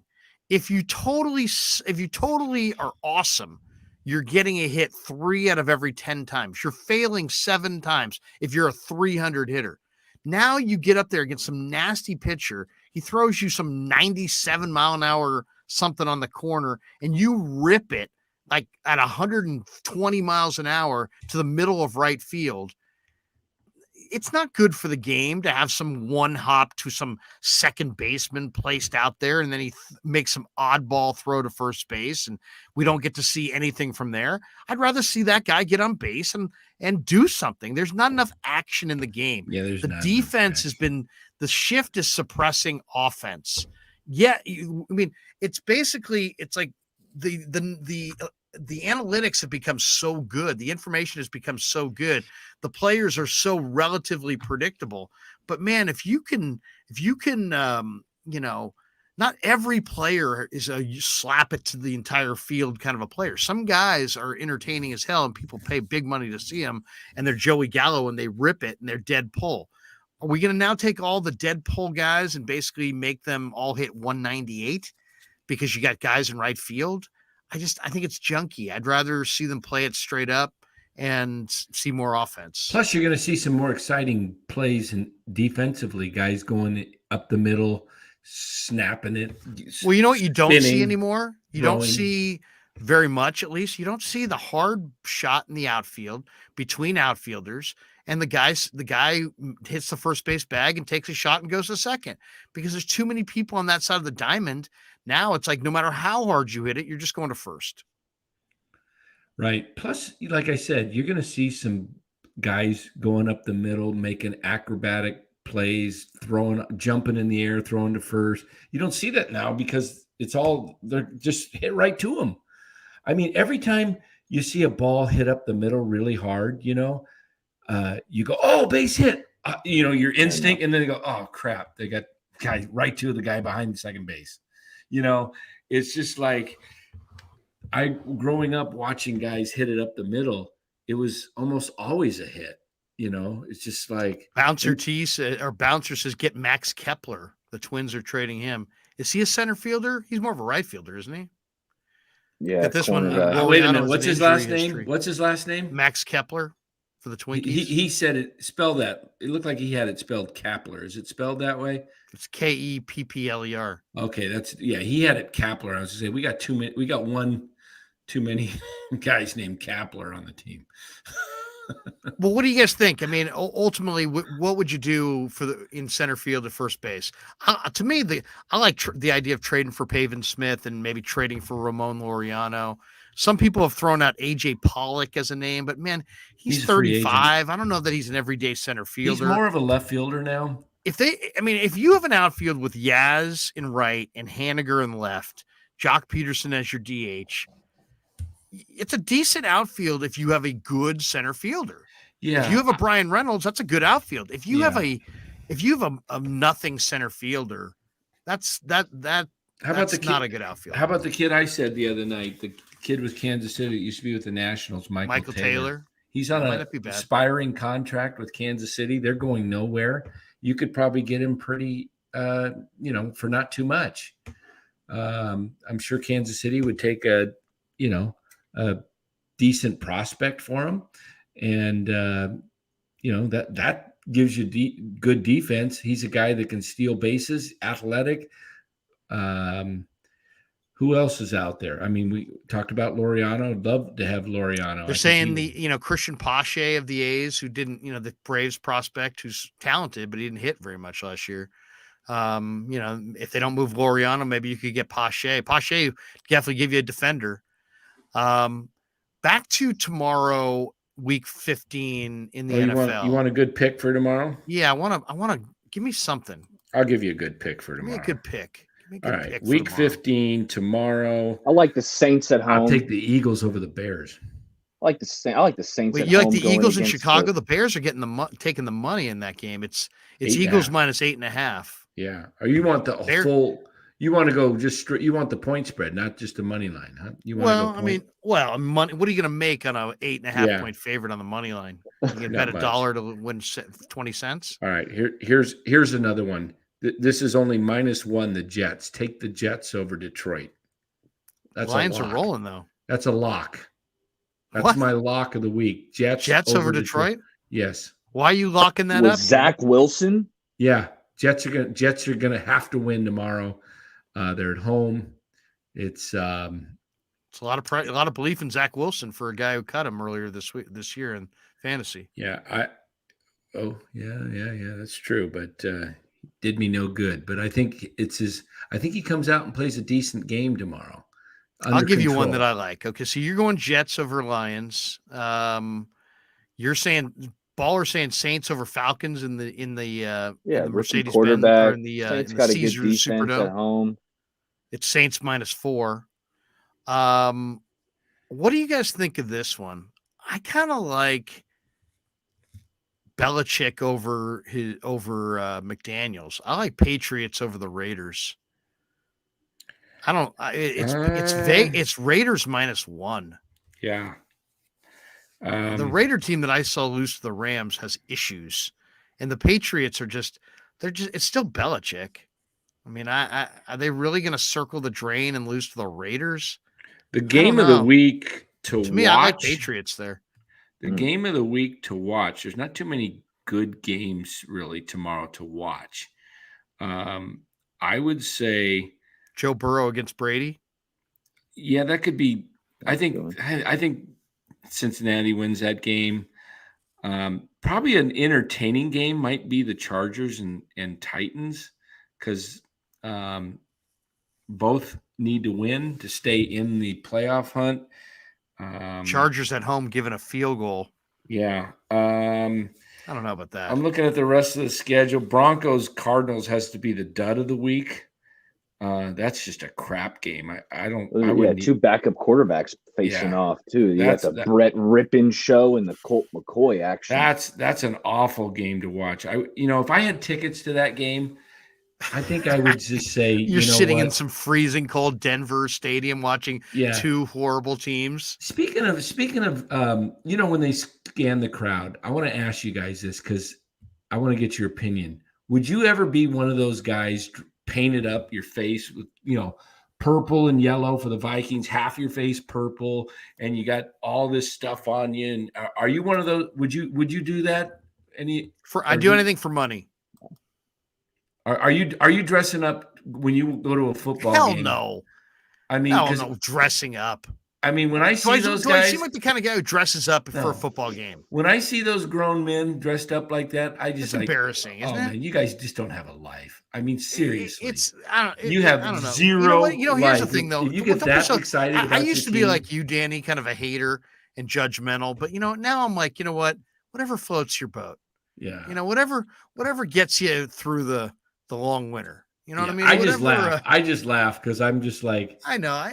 We all laugh, but these guys out there with no shirts, and it's -2, and they're out there, and they're just. I wouldn't do it, but I enjoy it. That's passion. Yeah, that's fandom at its finest. I love, I could see it if you're 20 or 30, maybe, but 50 plus. I mean, come on.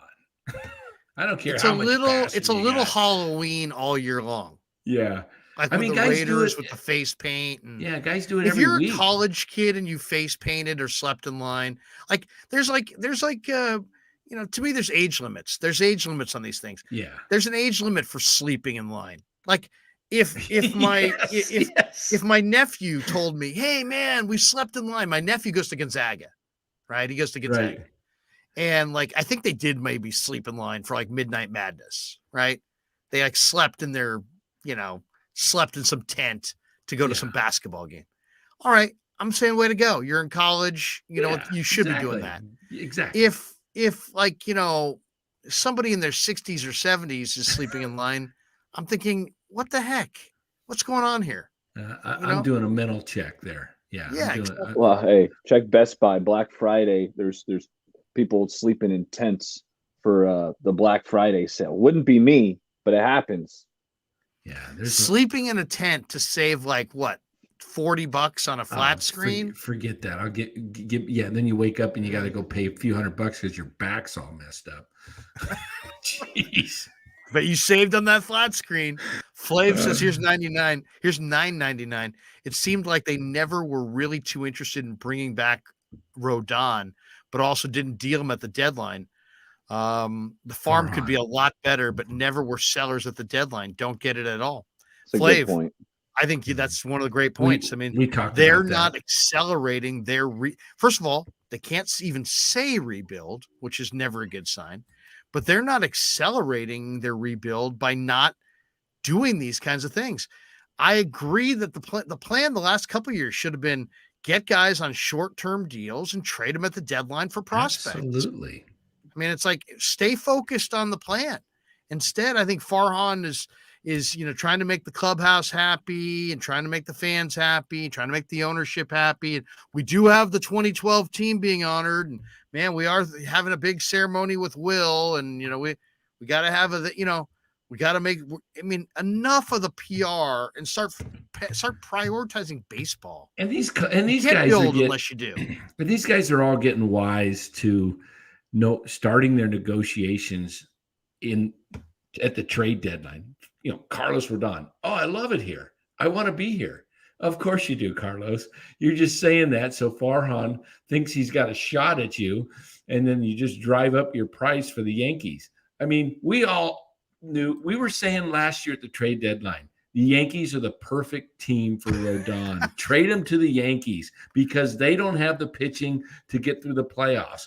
So trade him for one of the top prospects in the Yankees farm system and get the deal done.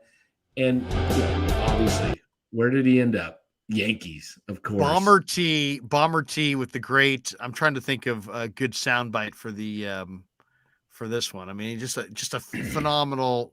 Let's see, what do we have? Let's see. How about?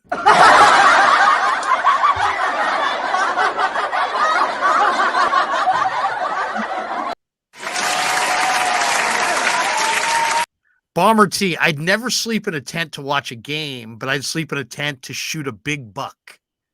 Oh, Hunter. Okay, can I say this on the 10:24 p.m. on the 17th of December? You're talking to a guy who grew up in the city. I've never shot anything in my life. I mean, I really, outside of intruders, I don't plan on shooting anything anytime soon. I get it. I'm really not, you know what I mean? But to each their own. If you hunt, you hunt. Are you guys hunters? Danny, do you have a shotgun? Do you go out and just, I'm not a hunter, but steam and just, I'm not a hunter, but I am a shooter. I've got a few firearms. You're not a hunter, but you are a shooter. Yeah, I've got some I pack some stuff. You're packing some heat.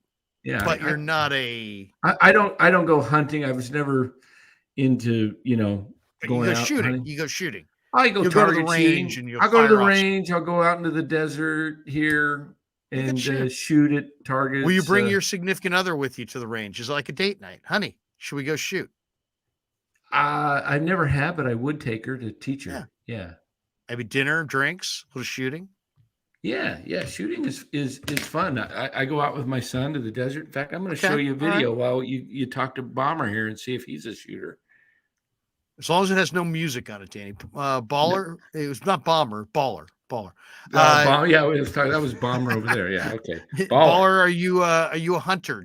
Are you a? Hey, See more only city. thing I'm shooting is jump shots. It's the only Right. thing I'm shooting. Yeah. Basketballs. Although I will say, Lair, out in the creek, we got some deer wandering around. I drive my kid to school, and there's deer walking around all over the place. Can I say this? Yesterday I parked my car in Walnut Creek. As I'm like, I took off my credential for the Niners. I throw it down as I'm looking to roll up the window because the back windows rolled down. A gigantic wild turkey walked up to the car. Called gigantic. I mean, literally, it was looking me in the eye. I mean, it was right in the eye next to the car. A huge turkey. Now, my son, my younger son, now he's 13, but a couple of years ago, I mean, he was kind of, I don't want to say he was harassed by turkeys, but I mean, he went on like a little bike ride or scooter ride, and like he got like followed by like 4 or 5 of these wild turkeys, and it was touch and go there for a minute. I got him. My brother's got him up at his place where he lives, all over the place. Yeah, deer. I'm telling you. And wild turkey. Yeah. In the city, when I lived in the city, I used to do a show for Sports Byline USA that went from 10 p.m. to 3 a.m. And I lived in Laurel Heights, right by the Presidio. And so our apartment was on Sacramento between Laurel and Walnut. But that neighborhood, Laurel Heights, it's hard to park. So I'm parking sometimes on like Clay and Spruce, in the middle of Pacific Heights, Laurel Heights. It's a beautiful neighborhood. Every house is like $5 million probably, but it's 3:00 in the morning. Well, seriously, one night I'm parking the car. I'm walking up to the corner. And as I'm walking up to the corner, I can hear like all this running, like lots and lots of running. And I swear to you, like 20 raccoons all just turned the corner and were running right at me. And I was like, oh my God. I jumped up on the there's like kind of a stoop, and they just ran by. But I mean, it was like 20 raccoons right there, 3:00 in the morning on Clay Street. A lot of raccoons. Goodness. The city has lots of raccoons. Wow. I didn't know that. Yeah. Lots of raccoons in the city. If you're near, the Presidio, which is kind of like a gigantic park. Couple other things on the Dodger front. Dodgers get JD Martinez. Big deal, no deal, small deal. Do you guys think JD Martinez is going to be a major player there? It's a 1-year deal. What do you think? We kind of hit on it before, but before we move off of it, you guys got a thought on if you think that's significant? I would have loved to have JD Martinez be the DH for the Giants. And I heard you guys said 1 year, $10 million. Yeah. I mean, that's a sweet deal. And then that's a guy, you did sign him, right? And the Giants, around the trade deadline, we weren't contending. That's a player teams would want to go out and get, in my opinion, because he's on a 1-year deal.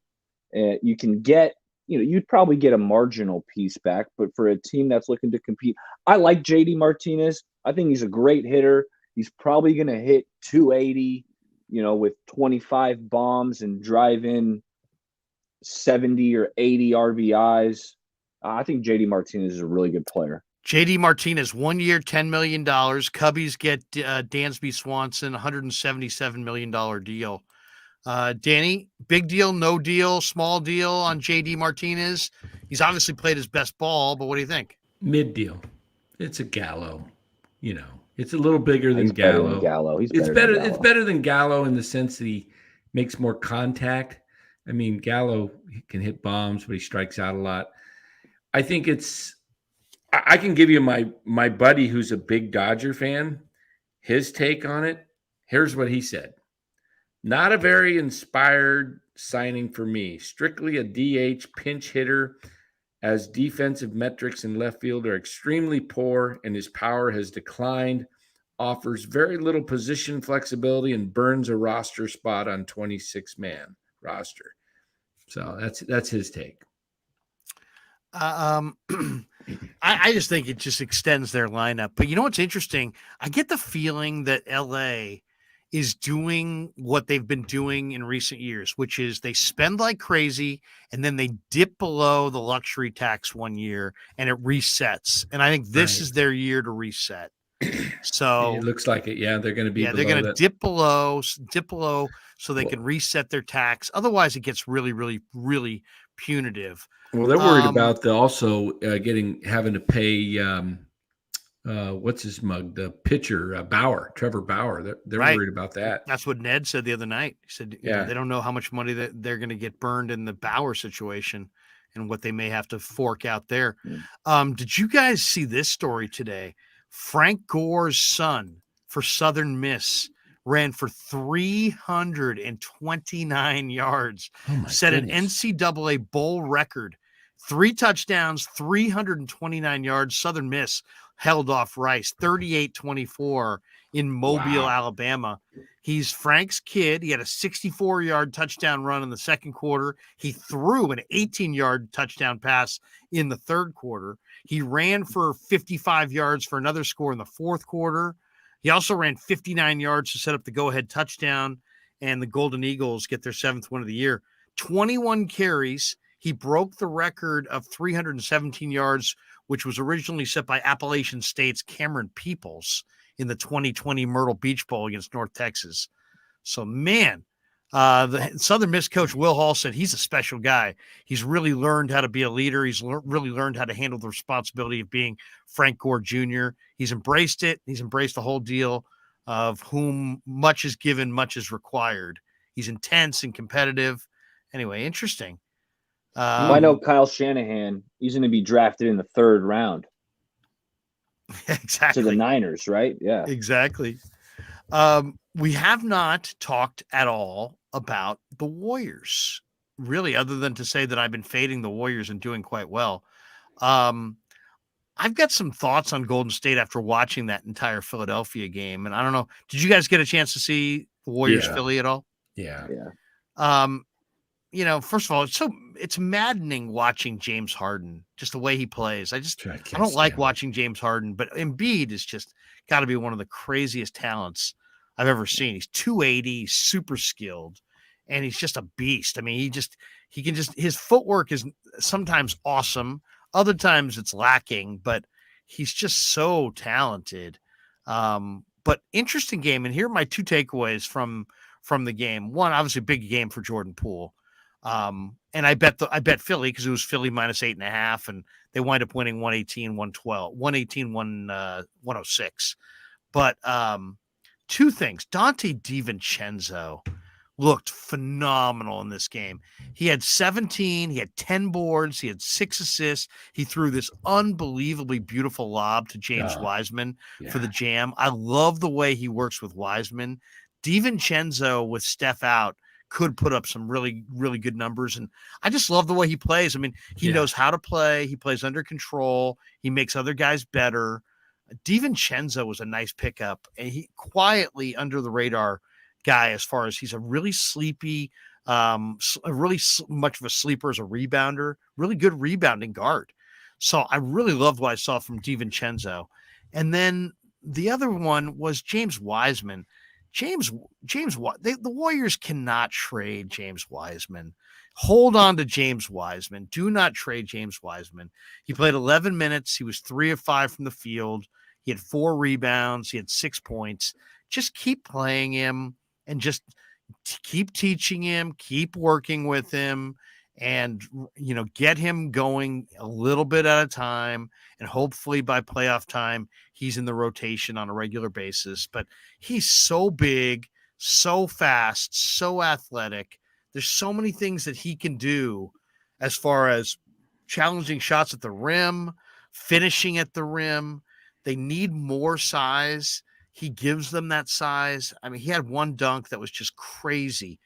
I just don't like, I mean, if you want to move Moses Moody, like I think there's some deals out there for Moses Moody that I would do.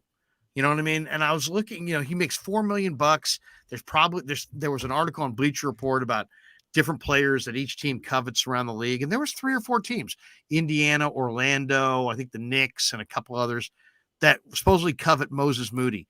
I'd move Moses Moody if I could get Jared Vanderbilt out of Utah or Emmanuel Quickly from the Knicks, or, I'd move him for the right piece, but I'm not moving Kuminga and I'm not moving Wiseman. Nope. And I'm just living with the bumps in the road in their development. Where are you guys on the young Warriors and how they're playing? I'm with you on that. I've been saying the whole time, don't move Wiseman because he's going to take time to develop. And once he gets it, he's going to be a force. Kuminga, I see stardom in him. Moody, to me, Moody's a good player and has potential to be really good. But I think you can find Moses Moody's around the NBA. I think, they're mid-level guys that are, at best role players, in my opinion. He needs to be. He could be more if he just got a bigger role. I think he could actually be a starter if he on a team that gives him time. I think he could produce numbers for somebody. He could if he's playing, but I do think, to me, he reminds me a little bit of Damian Lee a lot.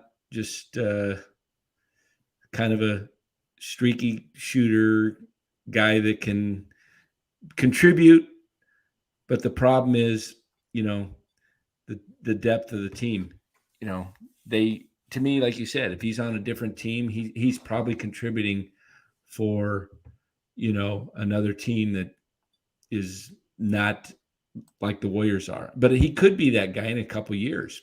So he's still young, but I don't know what the Warriors are going to really do. I don't know if they're going to ride this out. I think they ride this thing out to see where Steph is in 3 to 4 weeks, and they make a run for it. I could see them making a deal at the deadline. There was some talk that maybe, Jay Crowder is out there still with Phoenix, and he hasn't played.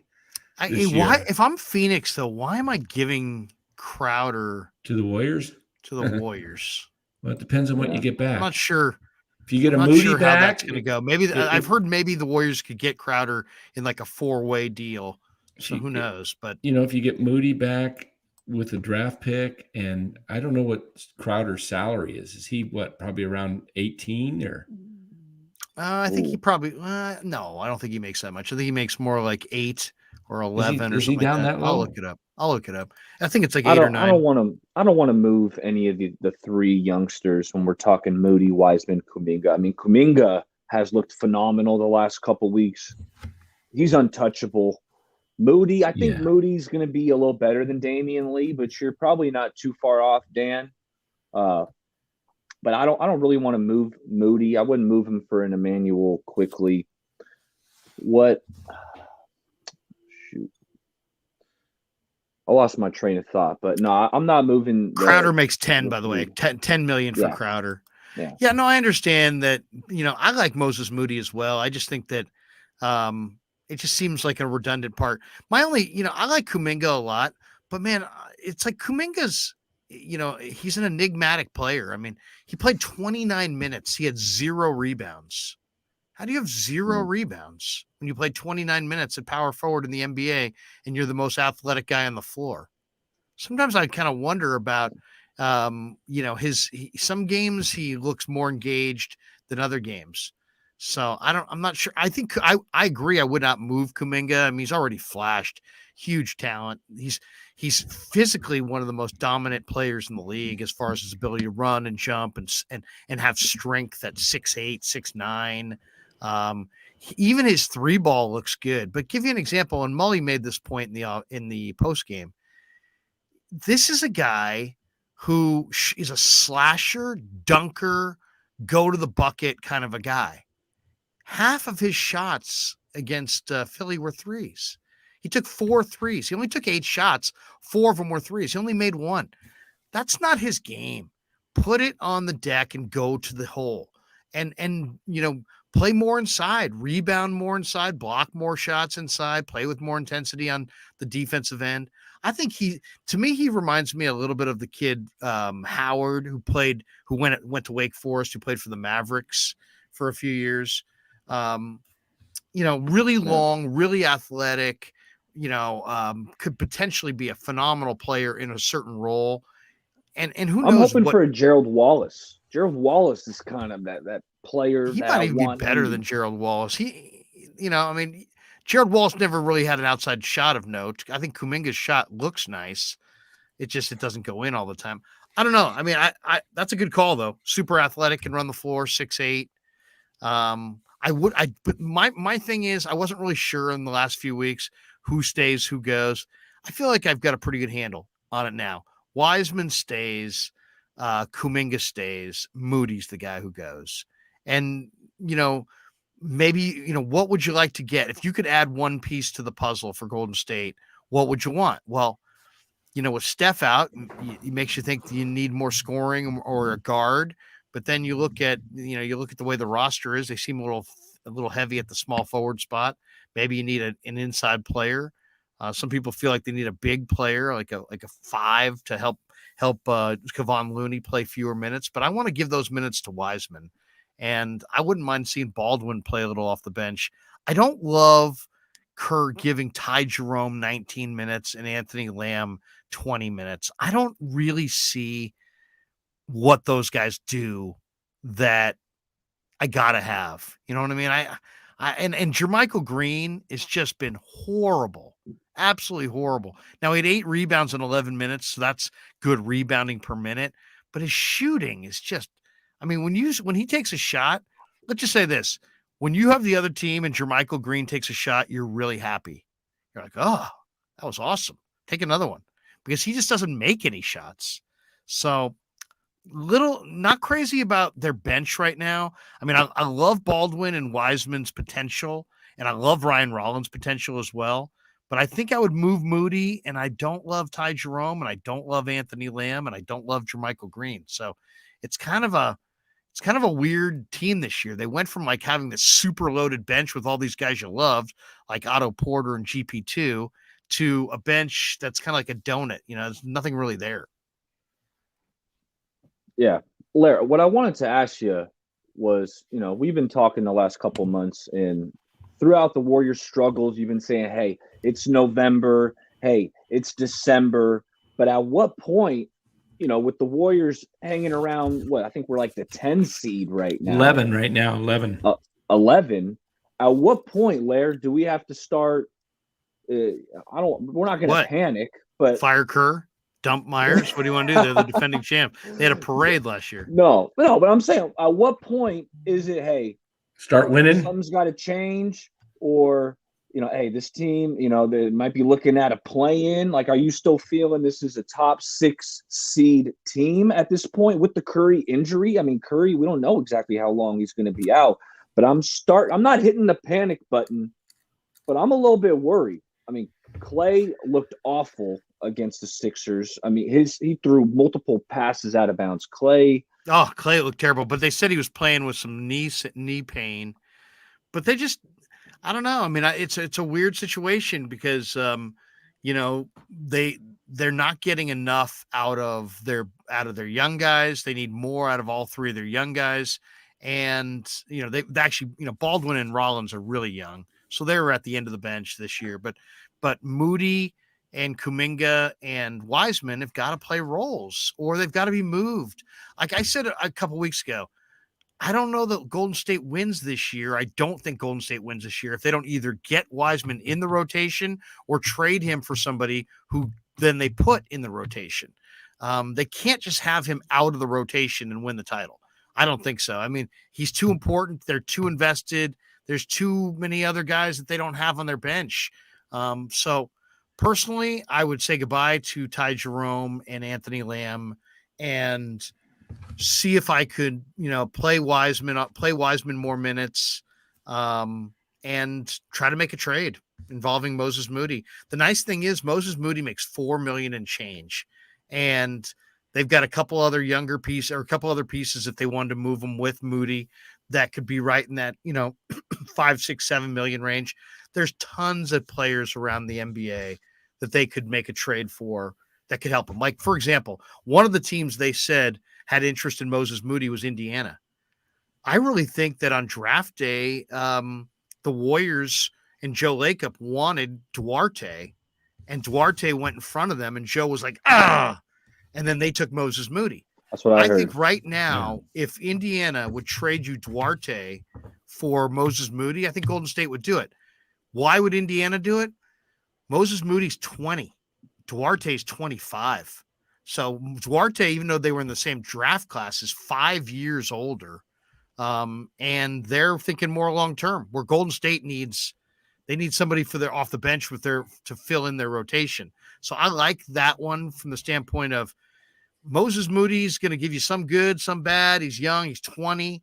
But if you could get Duarte, I think he could give you a consistent scorer, defender, shooter, guy off the bench, and, give you some of what Clay is not giving you. So that one makes sense to me. What do you guys think? What would you think of that deal?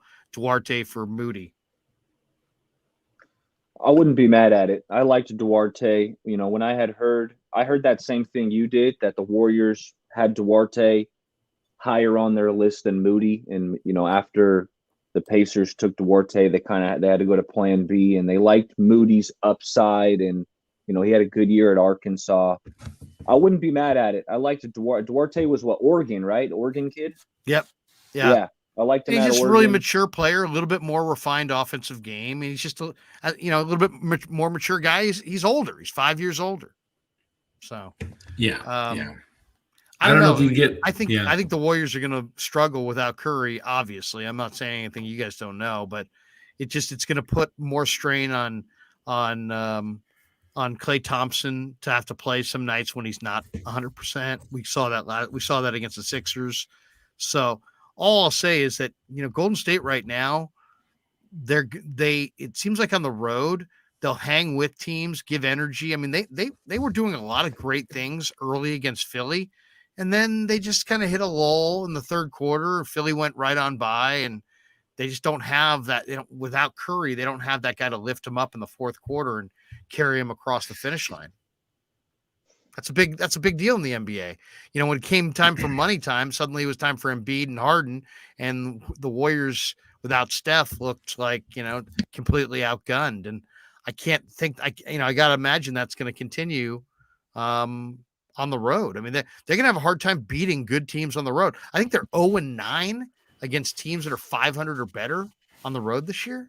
0-9. The NBA though right now is really, I mean, looking at the standings, there's only 8 teams, 4 in each conference, that are playing 600 ball or better. That's like, everybody else is like, they're all hanging around right around the 500 mark, or a game or two over. And then at the same time, Danny, not to interrupt you, but it's like I don't think Golden State. I think Golden State's going to make the playoffs somehow, some way, but I think they got to, even though they're not playing well and they don't look like the same team as a year ago. Who in the West can you say that you take over them in a playoff series in May or June? Yeah, that's the whole thing. It's one game. I mean, who would you take? Than a series. If you had to say right now, the Warriors against, are you telling me the Warriors could not beat the Pelicans in a playoff series? I would say they could. If they're at full strength, Phoenix, Sacramento, Portland, those are the playoff teams right now. I think Denver, Utah, Denver and Phoenix are the Memphis. Can they beat Memphis in a playoff series? I think Memphis is the toughest team there. Memphis is the number 1 seed right now. They're 19 right now, and 10. and they haven't even. They're not even. Bane hasn't even played. But are you telling me the Warriors could not beat the Grizzlies? This year's Warriors, as they're currently constructed, could not beat the Grizzlies in a series? I think they could. Oh, I think they could. I think it would be so it's like a bit more makes difficult. You wonder, like, when we're getting into the whole Warrior discussion, what does it really mean? They don't look very good, but like I do think when it's time to play, they're going to be a really tough out again. It wouldn't shock me at all if they wound up in the conference finals. It wouldn't shock me if they wound up in the finals. Not at all. No. I mean, there's a long way to go. They just need to hold the fort down while Steph's out, stay within striking Val Ramos distance. says it, Danny. He says Warriors need to make a good trade. Yeah, they need to make a good trade. Somebody mentioned in the chat out there that Kyle Kuzma wants out of Washington and he's on his last year. Right. Don't know what he's making. Kuzma He makes a lot. Yeah, that'd be, you'd have to move somebody big to get him then to make it work, right? It'd probably be Wiseman. You need someone making 10 mil, and you got to add in another piece. Isn't Kuzma a free agent too, or coming up here? I think so. So, Flav says, let me throw this one, but I agree with that. Val Ramos, the Warriors need to make a good trade. That's that now. Last year Myers didn't have to do anything. This year he does.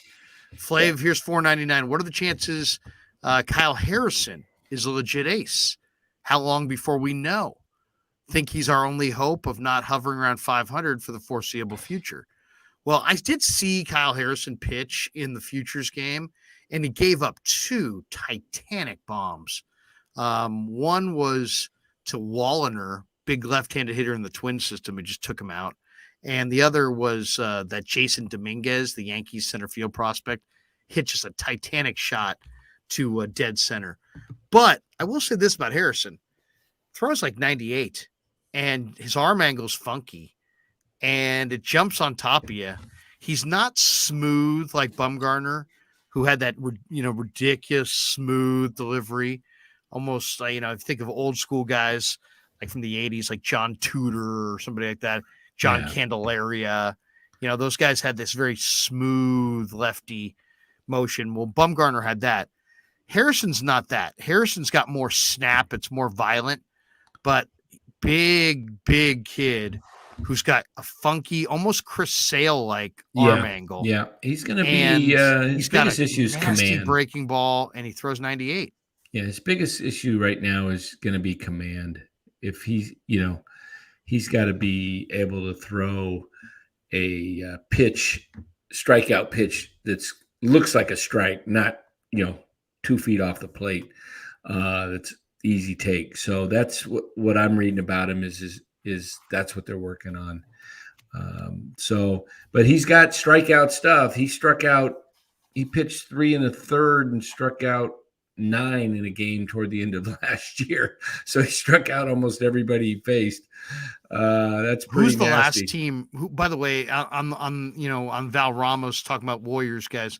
Who's the last team in the Warrior way? Who would be the one team that you think stands between them and the title this year in the entire league? Oh, Milwaukee to me.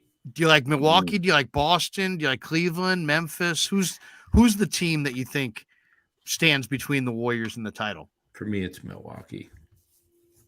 They just got roasted by Milwaukee. What about you, Baller? Yeah. Milwaukee's a good one. I don't know why. I think Denver is going to be really tough towards the latter part of this season. But for this scenario, it's Milwaukee, Boston.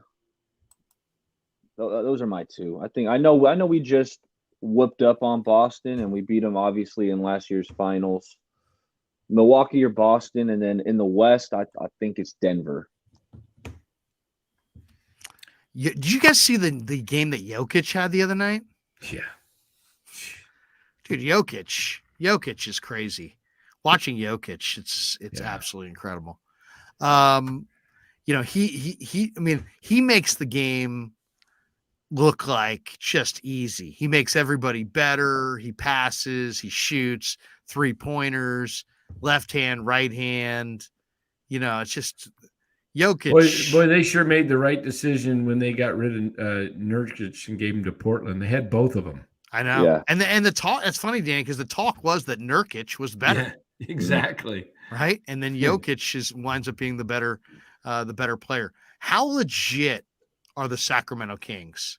They're 15-12 or 16-12, 8-4 at home, 500 on the road. Mike Brown they just beat the Pistons 122-113. Sabonis at 23-13. How good are the Kings? I got a funny feeling this year. I got an itchy rash. Yeah, I got a feeling that the Kings and Warriors are going to be the 8 and 9 seed. I don't know which, but they're going to play in the play-in. Wow. And they haven't played like forever. Have they ever matched up in the playoffs? No. But I How could great see would that it. be? I But they could see wouldn't it play in coming. the playoffs if they were 8-9. No, they would. They'd play the 8-9. Oh, you mean in the the play-in tournament? Yeah, I think that's what I think. The Warriors probably get the 8, and I could see the Kings at 9, and the Warriors would, if they won, they would be in. The guy with the Kings that I think is really kind of underrated for them because he can score in bunches off the bench is Malik Monk. Yeah. Malik Monk, kind of an undersized 2-guard, played at Kentucky, 6'3" 2-guard, but he is a scorer. He's averaging almost 15 a game this year. He's just instant offense. So, I mean, that he gives them points off the bench. That really helps them. Heck, if they could get, Davis and Rashawn Holmes playing better off the bench, that would be nice. But I mean, Sacramento, I'll give Mike Brown credit. They're playing fast. They're scoring points. They're putting the ball in Fox's hands. He's having a great year. 24, 5, and 9 assists the other night against Detroit. Or was that earlier tonight? That might have been tonight, huh? But Sabonis had 23 and 13. Keegan Murray had 20. Barnes had 19. Herder's giving him a good offense. I like Herder. He can make a lot of shots. Herder could shoot. Yeah. Kings look pretty good. Kings are kind of fun. Yeah, and that place is just a fun place, just rocking. It's got to be I think their fans probably are maybe taking over as the number one fan in the NBA as far as just supporting Based the on team. What? Just the noise level. They're just unbelievable. They really are hungry. I mean, they kind of reminded me a little bit of the Warriors when the Warriors weren't good. How the team was supported. They seem really excited this year. Like the fans are just really feeling like this is their year. It kind of feels like that little bit of like that We Believe year, where they're just every time I watch a game with the Kings at home, place is as loud as arena that I'm hearing this year. I'm reading here the Giants have signed reliever Nick Duran to a minor league contract. 26-year-old. Is that Roberto Duran's brother? Or? Yeah. Nick Duran. His control has been inconsistent, but he's flashing decent stuff. Coming off a career best showing last year at AAA. This is kind of what Farhan does. This is basically it. He picks up a lot of these guys on the cheap, and some of them work out, and some of them don't. Hey, good luck. Get off my back. I got you your Correa. I'm going back to my. I'm going back to the garbage bin. I'm going back to these guys. Yeah, looking for guys. Hey, Brinson. Sorry, I don't mean to cut you off, but it came to my mind. Brinson, right? He was a former top prospect. Louis Brinson, yeah. Louis Brinson. They caught him right. He came on. Oh, did we? I know last year I thought he played all right. Hit 2 homers in he did. He looked good for a few days, but then they cut him. Yeah. Oh, Hit 2 homers but there goes that. Yeah. Seriously. We got the Wood Pit 420, Farhan's bargain bin shopping. We got Jordy, Zaidi, forever dumpster diving. I love it. All right, guys, that's good stuff. Baller, what do you got planned this weekend? You guys, you got big plans, or you gonna watch a little NFL tomorrow? Hey, well, I was on my couch watching NFL all day today. I'm lucky. My wife allowed. Usually Saturday's the family day, right? Because Sunday for sure I'm watching football all day. But hey, football was on, and I was chilling, relaxing. It'll be more of the same tomorrow. I might go live after the Sunday night game. So if you guys want some more action, and Larry, I'm gonna hit you up. I got to get you on my channel, Bay Area Baller 18. Anytime you want, just let me know. What are you doing on StreamYard? Oh yeah. I'm on StreamYard, keeping it smooth and easy. But yeah, if you guys want to check me out there, smooth and easy. That sounds like a nice little drink or commercial. Smooth and easy. Smooth and easy. Yeah. Jazz. Yeah. Hey. Do you talk more Niners, more Warriors? What is your? Yeah, mostly Warriors. Niners. Mostly Oh, Niners, really? but I mix in some Warriors and predominantly those two.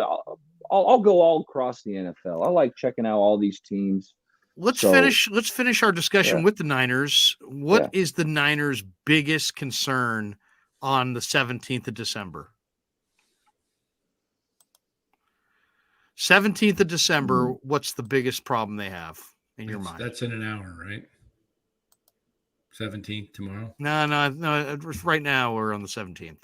Oh, yeah, that's right. Today was the 17th. Get with the times, Coccimilgio. Yeah, I was thinking today was I guess, yeah. Carlo P says, can I get a Hey Pasquale? Sure you can. It's time for a Hey Pasquale. Where is it? I Hey, grew up. Pasquale. There you go. Hey, Pasquale. Would you like a Hey Pasquale? I'm Dan Coccimilgio. Hey, Pasquale. Dan Coccimilgio here. There you go. Wait a second. Do I get any love out of Hey, this? Pasquale. Dan Coccimilgio here for the Krueg Show. There you go. Krueg Show. What's the Niners' biggest concern? Biggest concern about the 49ers let's be honest, guys. This is the turn for home. I mean, the 49ers, what a weird year, right? They lose week 1 against the Bears. They rebound in week 2 against Seattle, and then they lose Trey. And that's the Jimmy show. And Jimmy looked terrible against Denver. Then they beat the Rams. They beat Carolina. They lose to the Falcons and get destroyed by the Chiefs. Since that point, that was October 23rd, they have run the table. They beat the Rams, the Chargers, the Cardinals, the Saints, the Dolphins, the Buccaneers, and now the Seahawks. And there's 3 games left. Washington, the Raiders, and the Cardinals at Levi's. Raiders being the only one on the road. I said they run the table. That would be 11 straight to end the year. What do you guys think? It's what's doable. The biggest? What's doable. the biggest? And if what's their biggest issue? What's their like right now? They've got some. For me, it's health. Health. It's just keeping guys healthy. Vicky Pellich said that. Did you get that? Is that your own stuff? Were you looking at Vicky Pellich's paper? I did not see that. She said staying healthy, and then immediately you said it. I didn't even. I wasn't even looking. But hey, I was thinking the same thing. I was waiting for Baller to answer, so I kind of waited. You weren't waiting. You jumped right in. You jumped right in. Oh, you were going like this. You were like. No, well, yeah, it's because the Niners are rolling, so Dan we're trying to figure out what's going wrong. And I'll give you one. It's when we get into 3rd and long, right? That's the one scenario where I feel like the offense could kind of stall a little bit. Purdy, he's really good. I feel like in 3rd and manageable. But if the run game gets stopped, we throw an incomplete pass and we're getting in these 3rd and long situations where you're in obvious passing downs. I feel like that's probably the one area that isn't the biggest strength of this offense. I think they're built for, 3rd and short and running the ball well. So that's where I'm going. Avoid 3rd and long. Woodpit 420 says Shanahan needs. He's saying Shanny. Shanny needs to alternate the backs more frequently. I agree with that. I want to see a little bit less of McCaffrey, a little bit more of Mason, just to keep everybody fresh, right? Yeah. Keep everybody in fresh and in rhythm. Yep. I think that's a good one. That would be good. I'd like to see a little bit more development of Danny Gray the last few games, just to that's a good one too.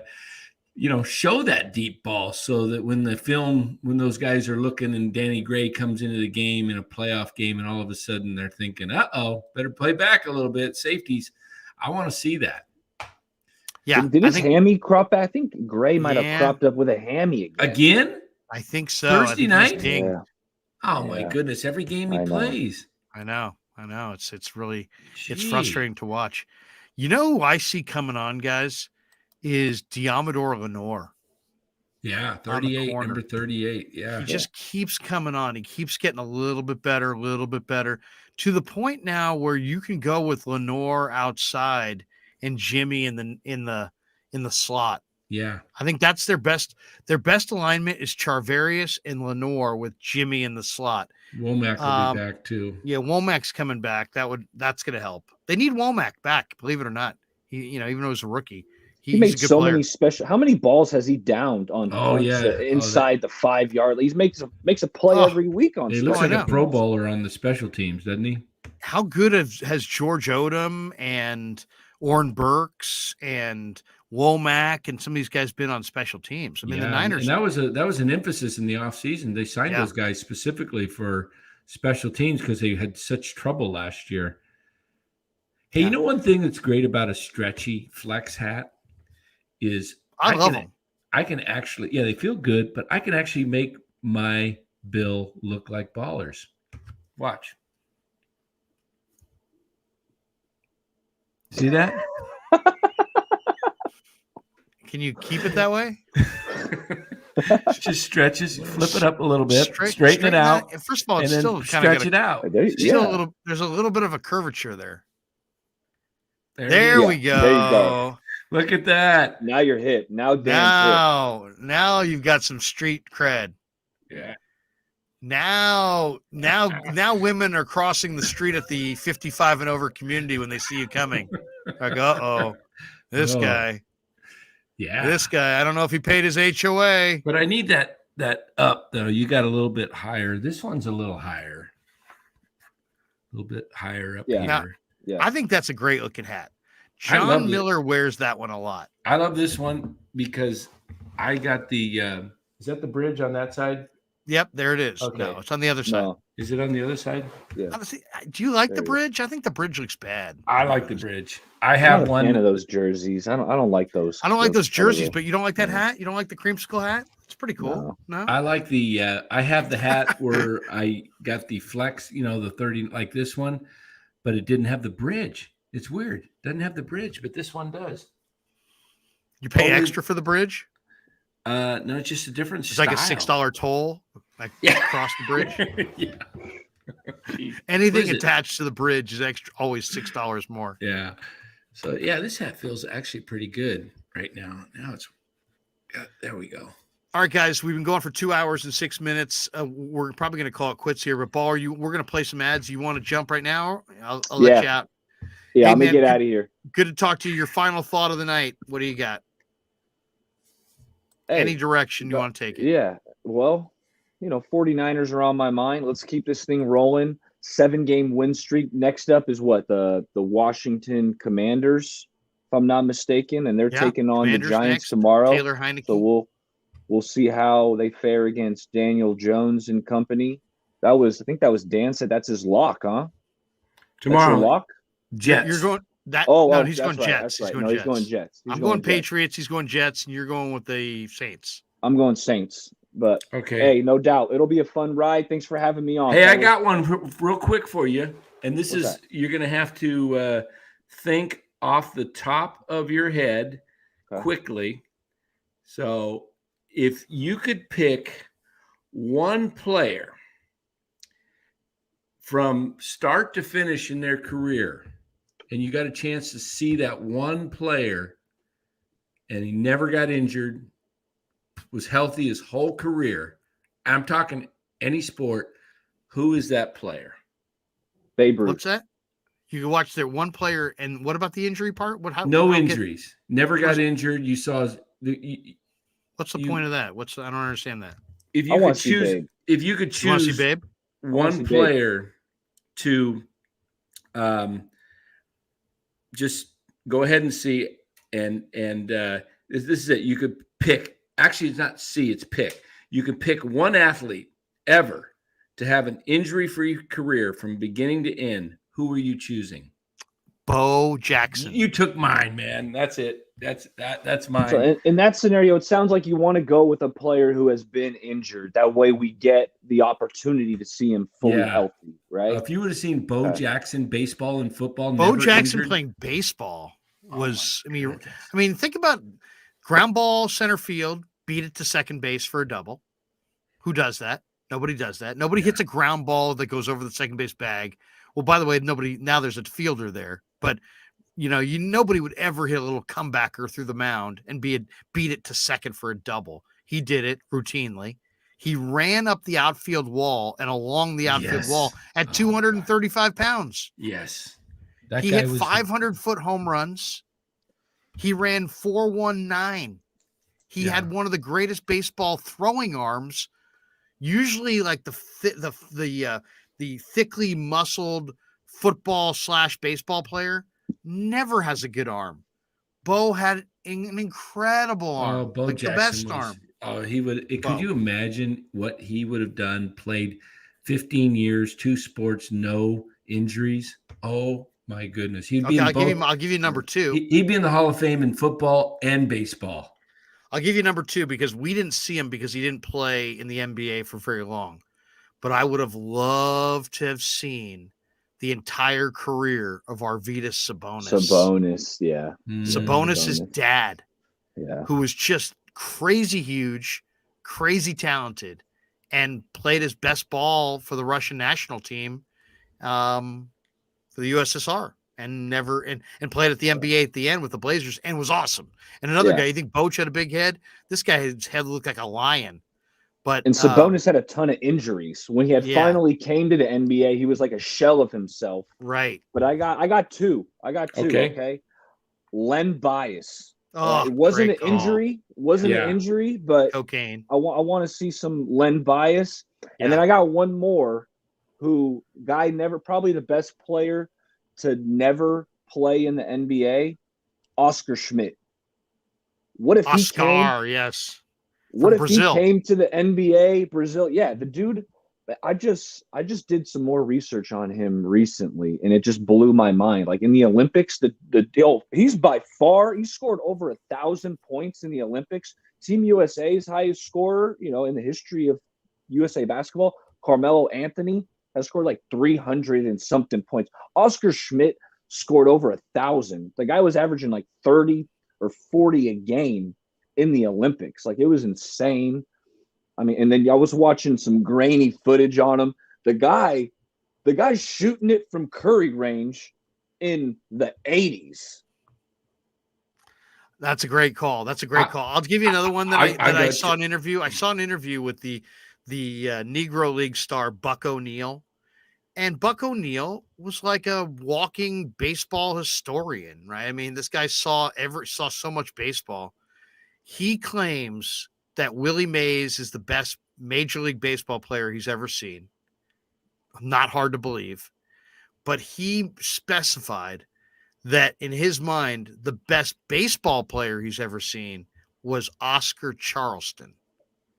And I would love to have seen what Oscar Charleston was as a player, because a guy who says that Willie Mays is the greatest player of all time, who saw both, says that Oscar Charleston was the best baseball player he's ever seen. There's also a lot of people that believe that Josh Gibson was a better player than Babe Ruth. So I'll say those two guys, Oscar Charleston and Josh Gibson. And not to mention Satchel Paige.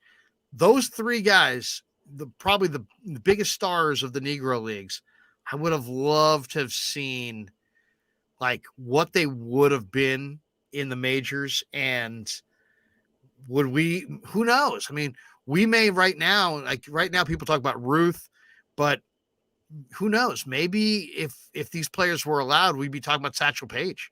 Or maybe if these players had been allowed, we would have been talking about Oscar Charleston. But just the fact that Buck O'Neil said that and he saw Willie Mays, it's so intriguing to me as to what kind of talent this Oscar Charleston must have been.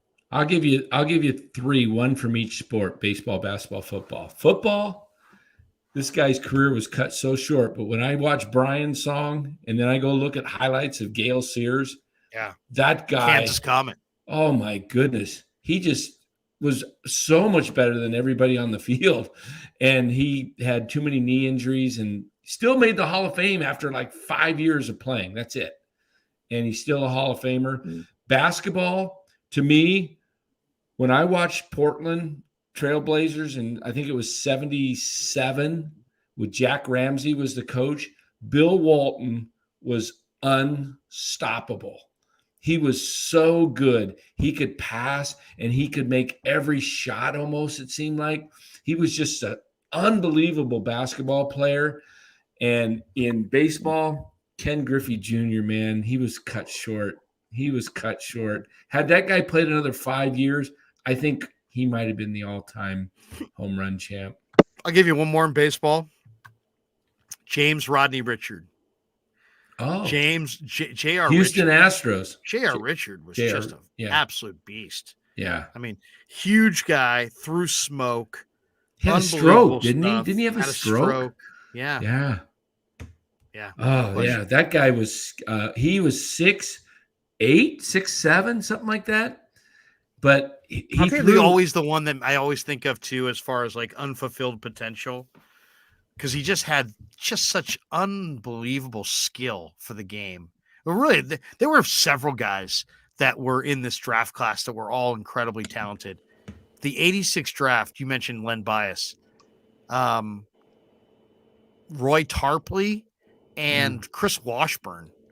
Chris Washburn NC State Warriors drafted him. 6'11", 255, 260. Yeah. Huge body, great talent. Roy Tarpley was 7 feet, and he had a terrible alcohol problem. Did he go to Michigan? Went to Michigan. Yeah, Michigan. But I mean, I remember at Michigan, they listed him like 6'7", 6'8". On draft day, he shows up, he's 7 feet tall. He would have these crazy double doubles, 18 points, 16 rebounds, stuff like that. And they just could never stay out of rehab. Always had problems with substances and alcohol. But I mean, speaking of that, Roy Tarpley was just crazy great. Speaking of that, of alcohol problems and what a player he would have been, Alden Smith. Oh my goodness. Dang, with that guy. He would be he was in the prototype. Hall of Fame. He was the total prototype. He was unbelievable. Alden Smith or Nick Bosa? Nick Bosa, because he fulfilled all the potential, but Alden Smith had huge body, incredible hand strength. I remember standing in training camp watching him as a rookie, thinking, "Oh my God, this guy is awesome." I mean, it was incredible. It was so sad. I'm sitting there in Santa Clara at the facility watching Alden Smith work out, and I'm like, this guy is so big, so fast, so explosive, so natural, so nasty on the field. It was incredible. He might have been down as the greatest had he not had his. All right, Baller. We'll talk to you, brother. Fellas, I'm going to do some research on this Oscar Charleston and Josh Gibson. I'll get back to you. I got some things to look up. All right, fellas. All right, fella. Have a good one. There you go. Bay Area Baller jumping. Good stuff. All right, let's play our commercials. We'll be back in a minute, and we'll have our final thought after this on the Krueg Show. But first, a word from our sponsors. Larry Krueger here for Telmetrics. Thanks to Casey Bateman and the good people at Telmetrics. If you're an occupational therapist, if you're an orthopedic surgeon, a chiropractor, a physical therapist of any kind, Telmetrics is designed for you to use in your practice and will greatly benefit your patients. Telmetrics uses computer vision and artificial intelligence and provides a platform for outpatient rehab therapy services, both in the clinical and the telehealth environments. So using Telmetrics can improve your patient's experience and much more. So for all your sports injury needs, or if you're a physical rehabilitation specialist of any kind, make sure you use telmetrics.co, TELMETRIX.co. And thanks to Casey Bateman and all the good people at Telmetrics for being a proud sponsor of the Krueg. I'd like to thank our sponsor, Dan Coccimilgio. Dan is a buddy, and he is a phenomenal retirement planning specialist. And you can contact him today at securemoney.com or at his number 925-628-9966. There's a lot of uncertainty in our world right now, and you want to make sure that your money is secure. That is the key. Danny's got 25 years of experience, born and raised right here in the Bay Area, and he can help you get an immediate 10% premium bonus on your principal retirement account. So give him a call, 925-628-9966. He'll make an appointment with you, and you can sit down. It's not a one-size-fits-all kind of a deal. He'll consult with you and come up with a strategy to get you going to where you want to be. Once again, 925-628-9966, securemoney.com on the web.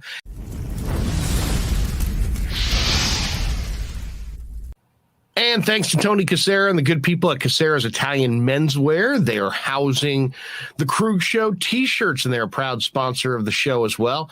The Krueg Show t-shirt, the Krueg Show podcast t-shirt is available there at their store in Dublin. Their address is 7372 San Ramon Road in Dublin, California. And go see Tony Cassera and get yourself a Krueg Show t-shirt and support the show. And special thanks to our sponsor, New York Style Italian Sausage. That's right, NewYorkStyleSausage.com is their website. Phenomenal product, whether it's the breakfast sausage, the Italian mild, the Italian spicy, the chorizo. You cannot go wrong with New York Style Italian Sausage. Once again, NewYorkStyleSausage.com. Often imitated, never equaled. We grew up with a Sunday dinner. That means no matter how busy you were, no matter where the hell you were, you came to dinner on a Sunday night. Yeah, Sunday dinner without sausage, it's like a church without God. You know, how can you go to church if you don't believe in God? You know, and along with the sausage also became the discussions. That was discussion night. You know, it wasn't a typical family that you sit there and you're quiet, you know, and you don't talk with a mouthful. Oh no, man. Italians talk when they're eating. Italians even talk when they're sleeping. And definitely we talk with our hands.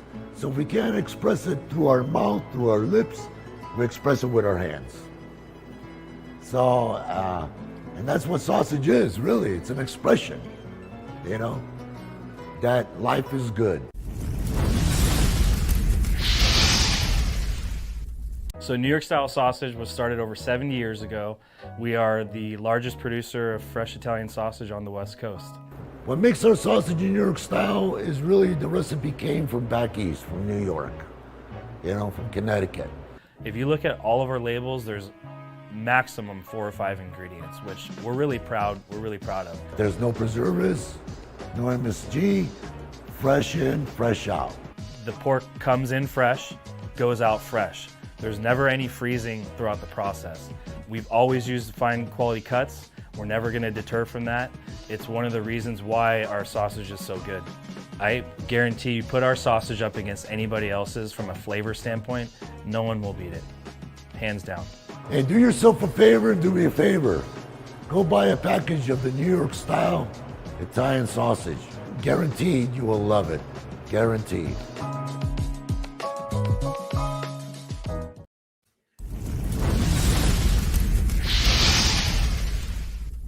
Hey, Pasquale. Dan Coccimilgio here for the Krueg Show. Just picked up for the very first time some of your New York style Italian sausage here at Sam's Club in Arizona. My wife just cooked it, and I'm about to take a bite.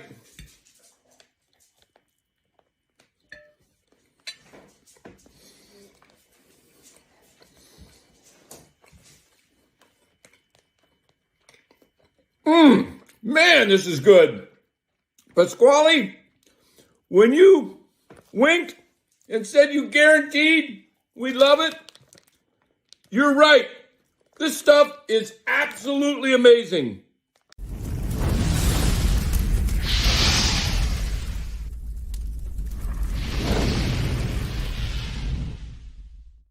We're coming down the home stretch. The sausage fell off the back. On the Krueg Show. Kyle Shanahan said the other night after the game that Brock Purdy is definitely the most poised rookie he's ever had. He's been like that since he's gotten here. He was poised all week, even with him being unsure of whether he'd be able to go or not. And under the circumstances, we didn't have any other choices. We were going to see how long he could last.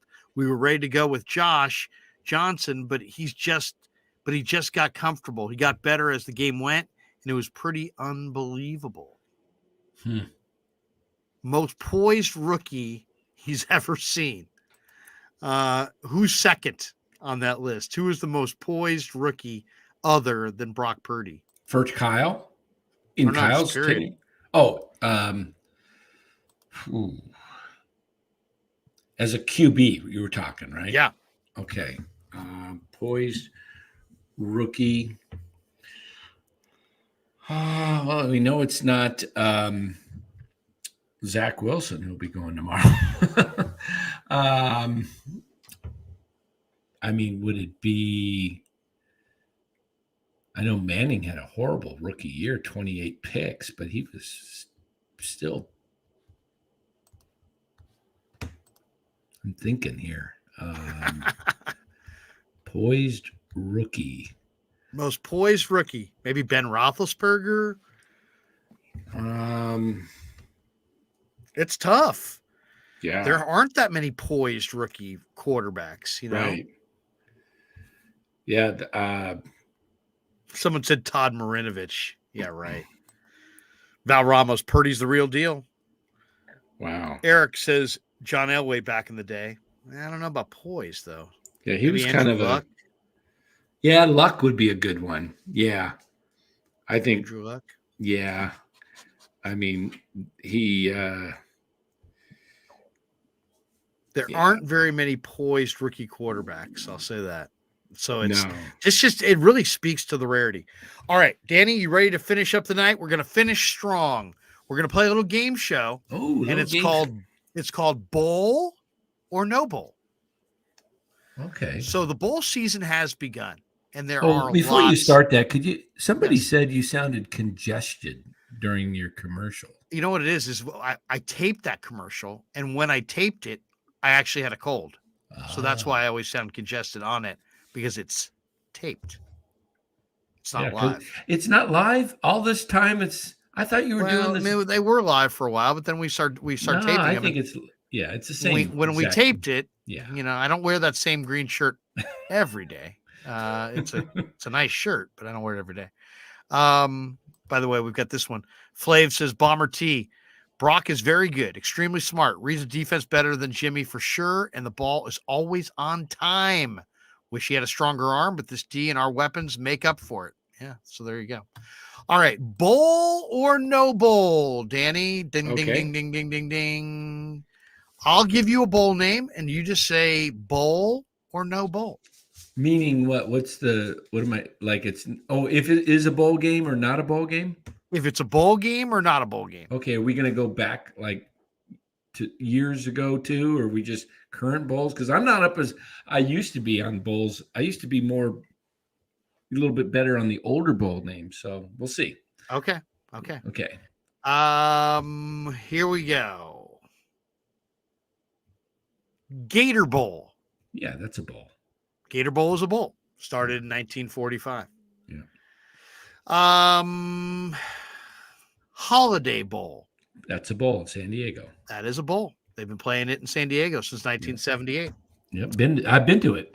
I went to Cal when Aaron Rodgers, the year they lost to, they got smoked. Who was that? Now I can't even remember. They were like top. They were number 4 in the nation, 4 or 5, and then they got beat. It was, in fact, it was Mike Leach's squad. It was Texas. Was it Texas Tech or might have been Texas? I can't remember who they played, but I think Mike Leach was the coach. Okay, here we go. The Citizens Bank Bowl. Citizens Bank Bowl. That would be a new one if it's real. I'm going to say no bowl. No bowl is right. It's a defunct bowl. It was known. It was the football capital of Kansas Bowl. But yes, it is no longer a bowl. That is correct. Okay. How about this one? Is this a current bowl?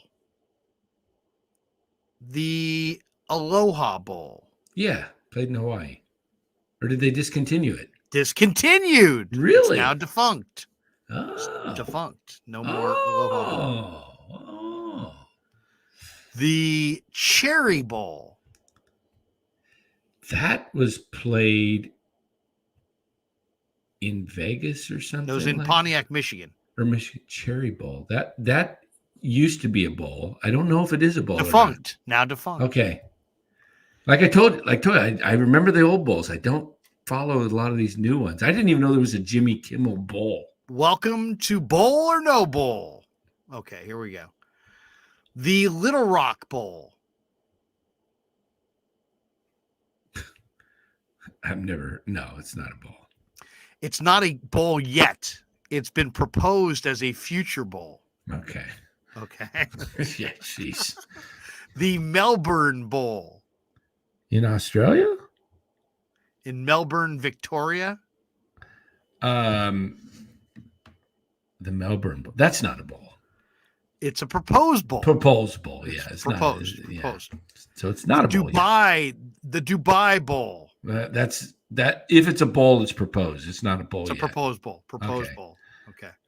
So far I haven't missed. No, so far you're really, really good at this. The LA Bowl. That would be maybe a proposed bowl. It's not a bowl, past or present. It is actually the Jimmy Kimmel Bowl. That's the name of the LA Bowl. They just call it the Jimmy Kimmel Bowl, but it's the LA Bowl. Is this the first year? Yes. It's at SoFi. Jeez. The Frisco Bowl. Did that have a different name to it? There used to be a bowl in San Francisco that was played at Levi's, or not even it used to be at Candlestick, but I don't know a bowl called the Frisco Bowl, but there may have been. Frisco Bowl is a bowl. Was it a different name before? No, it's played in Frisco, Texas. It was the Miami.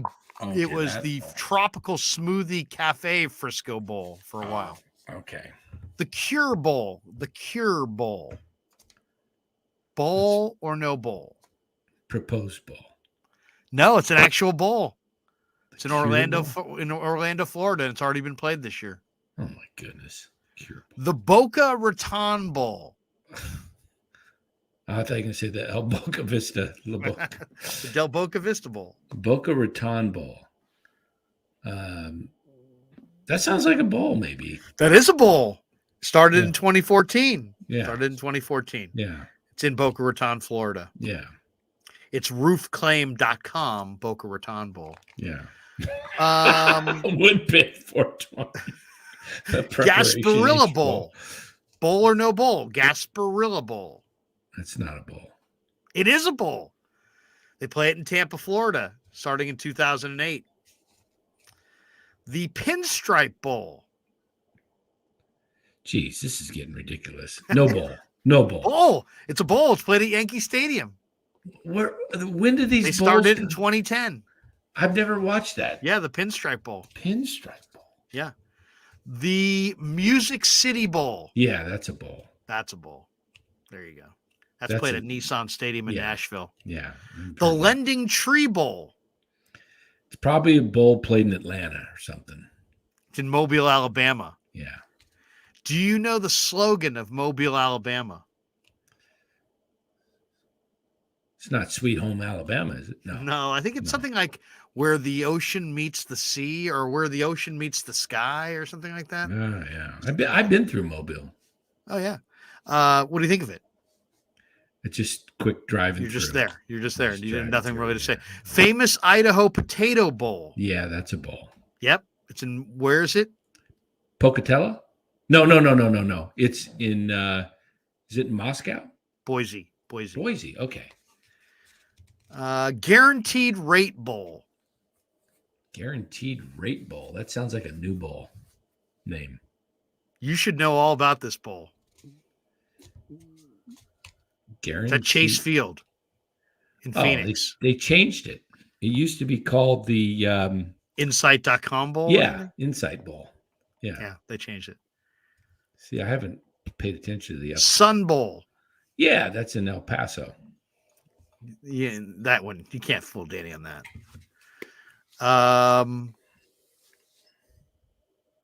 Chicago Bowl. I don't recall any bowl game being played in Chicago. It's a proposed bowl to be played at Wrigley Field. Okay. How about that? Jeez, how many proposed? What are they going to do with all these bowl? Are they going to eliminate some, or are they just going to make like 14? You win 4 games and you got a bowl game. I mean, the Chocolate Bowl. That's must be another proposed bowl. It's a proposed bowl for Hershey Park Stadium in Hershey, Pennsylvania. The Chocolate Bowl. Oh my goodness. Yeah, you haven't given me like any no bowls yet, so they're either proposed or they're real. Okay, I'm getting to them.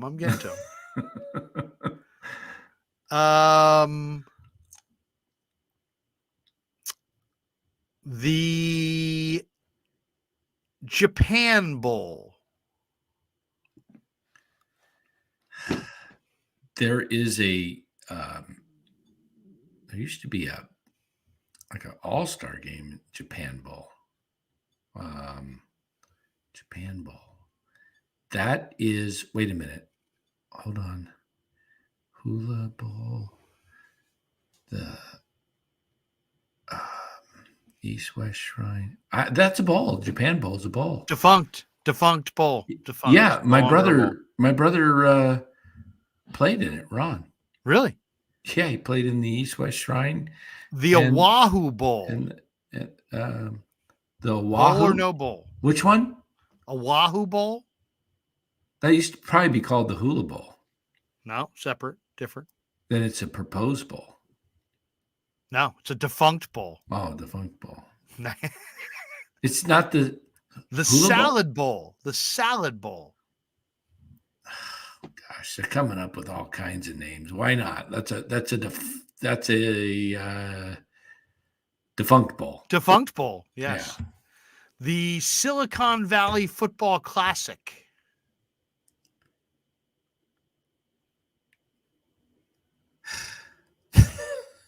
These are different names that I've gone by, man.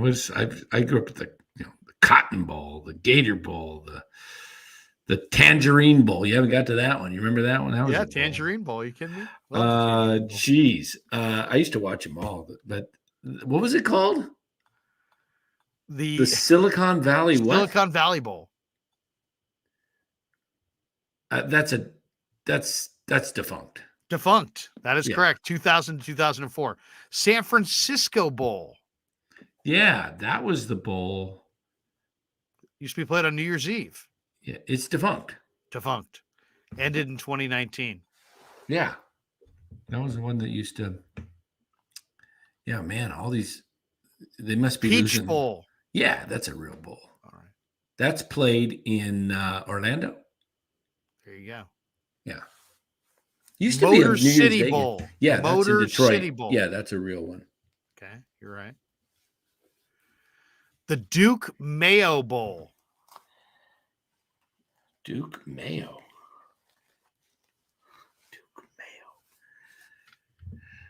Oh, gosh. That one is proposed. No, it's a real bowl. Played in Charlotte, North Carolina. Last year, the announcers did a dive into. I think they submerged themselves in mayo at the end of the bowl. There you go. There used to be a bowl down here in Arizona. They called it the Cheetos or Cheez-It. Cheez-Its Bowl. Yeah, the Cheez-Its Bowl's there. Is it? You didn't mention that one. I know. Is it still called the Cheez-It Bowl? Still there. There you go. And there are that's your bowl or no bowl on the Krueg Show. All right, Danny. Hey, good stuff. Enjoy tomorrow. My favorite play is the Raiders against the Patriots. So, the Patriots against the Raiders. You got who? The Patriots? I want the Patriots. You don't think the Patriots can beat the Raiders? No. It's in Vegas. I'm gonna say the Raiders pull that one out. Really? Yeah, they're winning. Yeah, I think the Raiders somehow pull that game out. Josh McDaniel against his old coach. Yeah, I don't think I got to do more reading. I just don't like New England that much. I know it's not a vintage New England team. Yeah, sure. But it looks like Mac has kind of regressed, and they have no weapons, and you know what I mean. It's just Belichick's an awesome defensive coach, but their front line is nothing special. You know what I mean? They're pretty well coordinated on them. I'll tell you this: that rookie corner they have from ASU, Jack Jones or whatever his name is, he is really good. Yeah. I look for the Jets to beat Detroit. Why? Because the Jets are fighting. All of the Lions are fighting for the playoffs now too, for a wild card. You really like that one that much? You keep going back. Well, I go back to it because the Jets defense, and I just Goff's been horrible on the road, so his splits are awful. So the one thing about the Lions, though, is the Lions show up every week. True. The other one, I like the Commanders. The Giants are 1-4-1. The Giants are minus 53 point differential the last 6 games. I like the Commanders. The Commanders are a good team. They're at home. I'm going to pull for the Commanders in that game because the following week, the Vikings have the Giants at home, and I think the Giants might be really hungry to win that game, and it would help the Niners. So we didn't even talk about this, but who do you got, Argentina or France? Ooh, I think France is the favorite, right? France is plus 180. Argentina is plus 165. The draw is plus 205. The over-under is 2.5 goals. I'm going to pull for Argentina because of Messi and because the French kind of wimped out in the back when we were. they didn't let us use their airspace. And that's right. Screw France. They're so unappreciative. If it wasn't for us, they'd be eating hot dogs and speaking German. Didn't they donate the Statue of Liberty? Wasn't France? Right. That's true. It was a gift. So was it a payback for the Louisiana Purchase or something? What was it? Like there was that. something. But they still wimped out. They're not. I want to see. Let's see. Messi. Go Argentina. Yeah. Oh, we got a late chat here. Chiguayo 56, $2. What's better than thumbs up by Dan and a wink from Pasquale? There you go. Danny, good stuff. We'll talk to you soon. Have a great rest of your weekend. Well, when do the Warriors go again? They go Sunday afternoon, right? Yeah, we Toronto. Probably won't go live until Monday night, maybe after the Monday nighter. So yeah. But everybody enjoy their Sunday of Niner-free Sunday. So that means you can camp out and watch the NFL. There's some good bowl games, not tomorrow, but I think on Monday, all next week. We may do a little bowl preview with my buddy Bruce Marshall. Also, one thing I want to remind everybody, we've had a bunch of people contact me in a bunch of different social media places asking about Krueg Show t-shirts. Just ordered the t-shirts. We should have them in about a week. They're $25 plus shipping. I only ordered, 52 of them because I did order a couple triple XLs for some of our bigger fans today.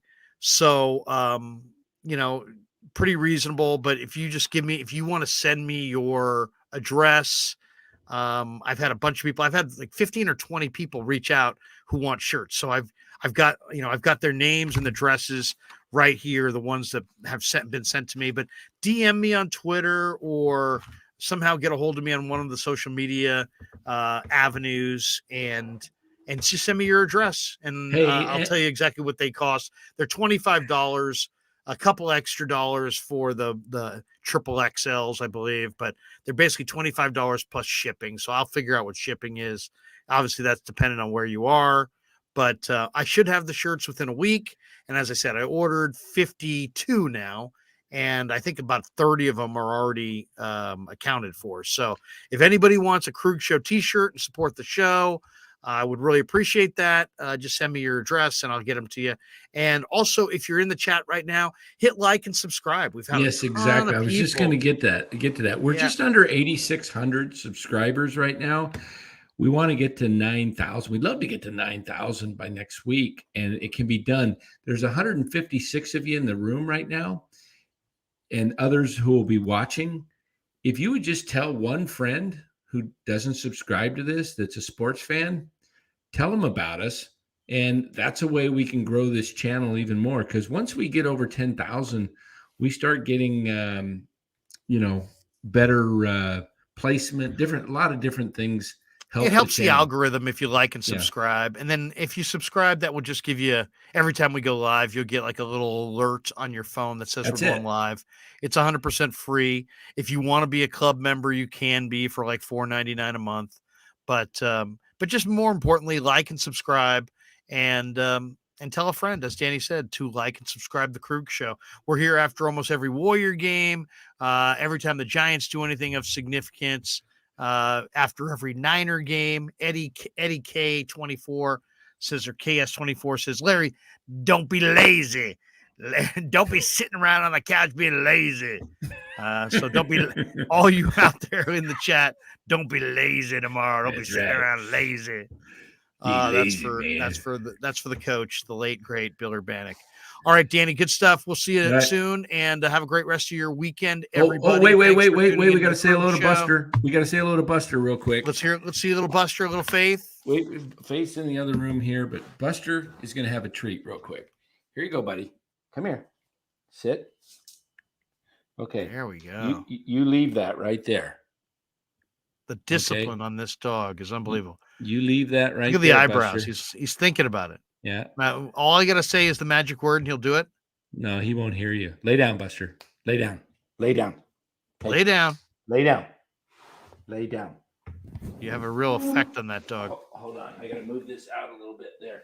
Okay. Lay down. That dog does everything you say. Lay down. Lay down. Buster, there we go. Lay down. Okay. Leave it. He's not even looking at it. He won't look at it because he's... Say take it. Take it. Take it. Ooh, good dog, All Buster. right, buddy. Good dog. All right, that's it for the Krueg show. Wait a second. We've got one more in here. Flav says, Larry, how do you become a sponsor of the show? Take it. Just, follow me on Twitter and just DM me. And if it makes sense, then we'll add you as a sponsor. There's 3 levels of sponsorship. What we don't do is we don't duplicate. So as long as you're not a financial planner, we've got room for you basically. But yeah, if you'd like to be a sponsor, as long as you're not promoting your own sausage. Yeah, exactly. As long as you're not that sausage category. No, but if you have a business, big or small, and you'd like to advertise on the Krueg Show, we'd love to have you as a sponsor. We have 3 or 4 sponsors right now.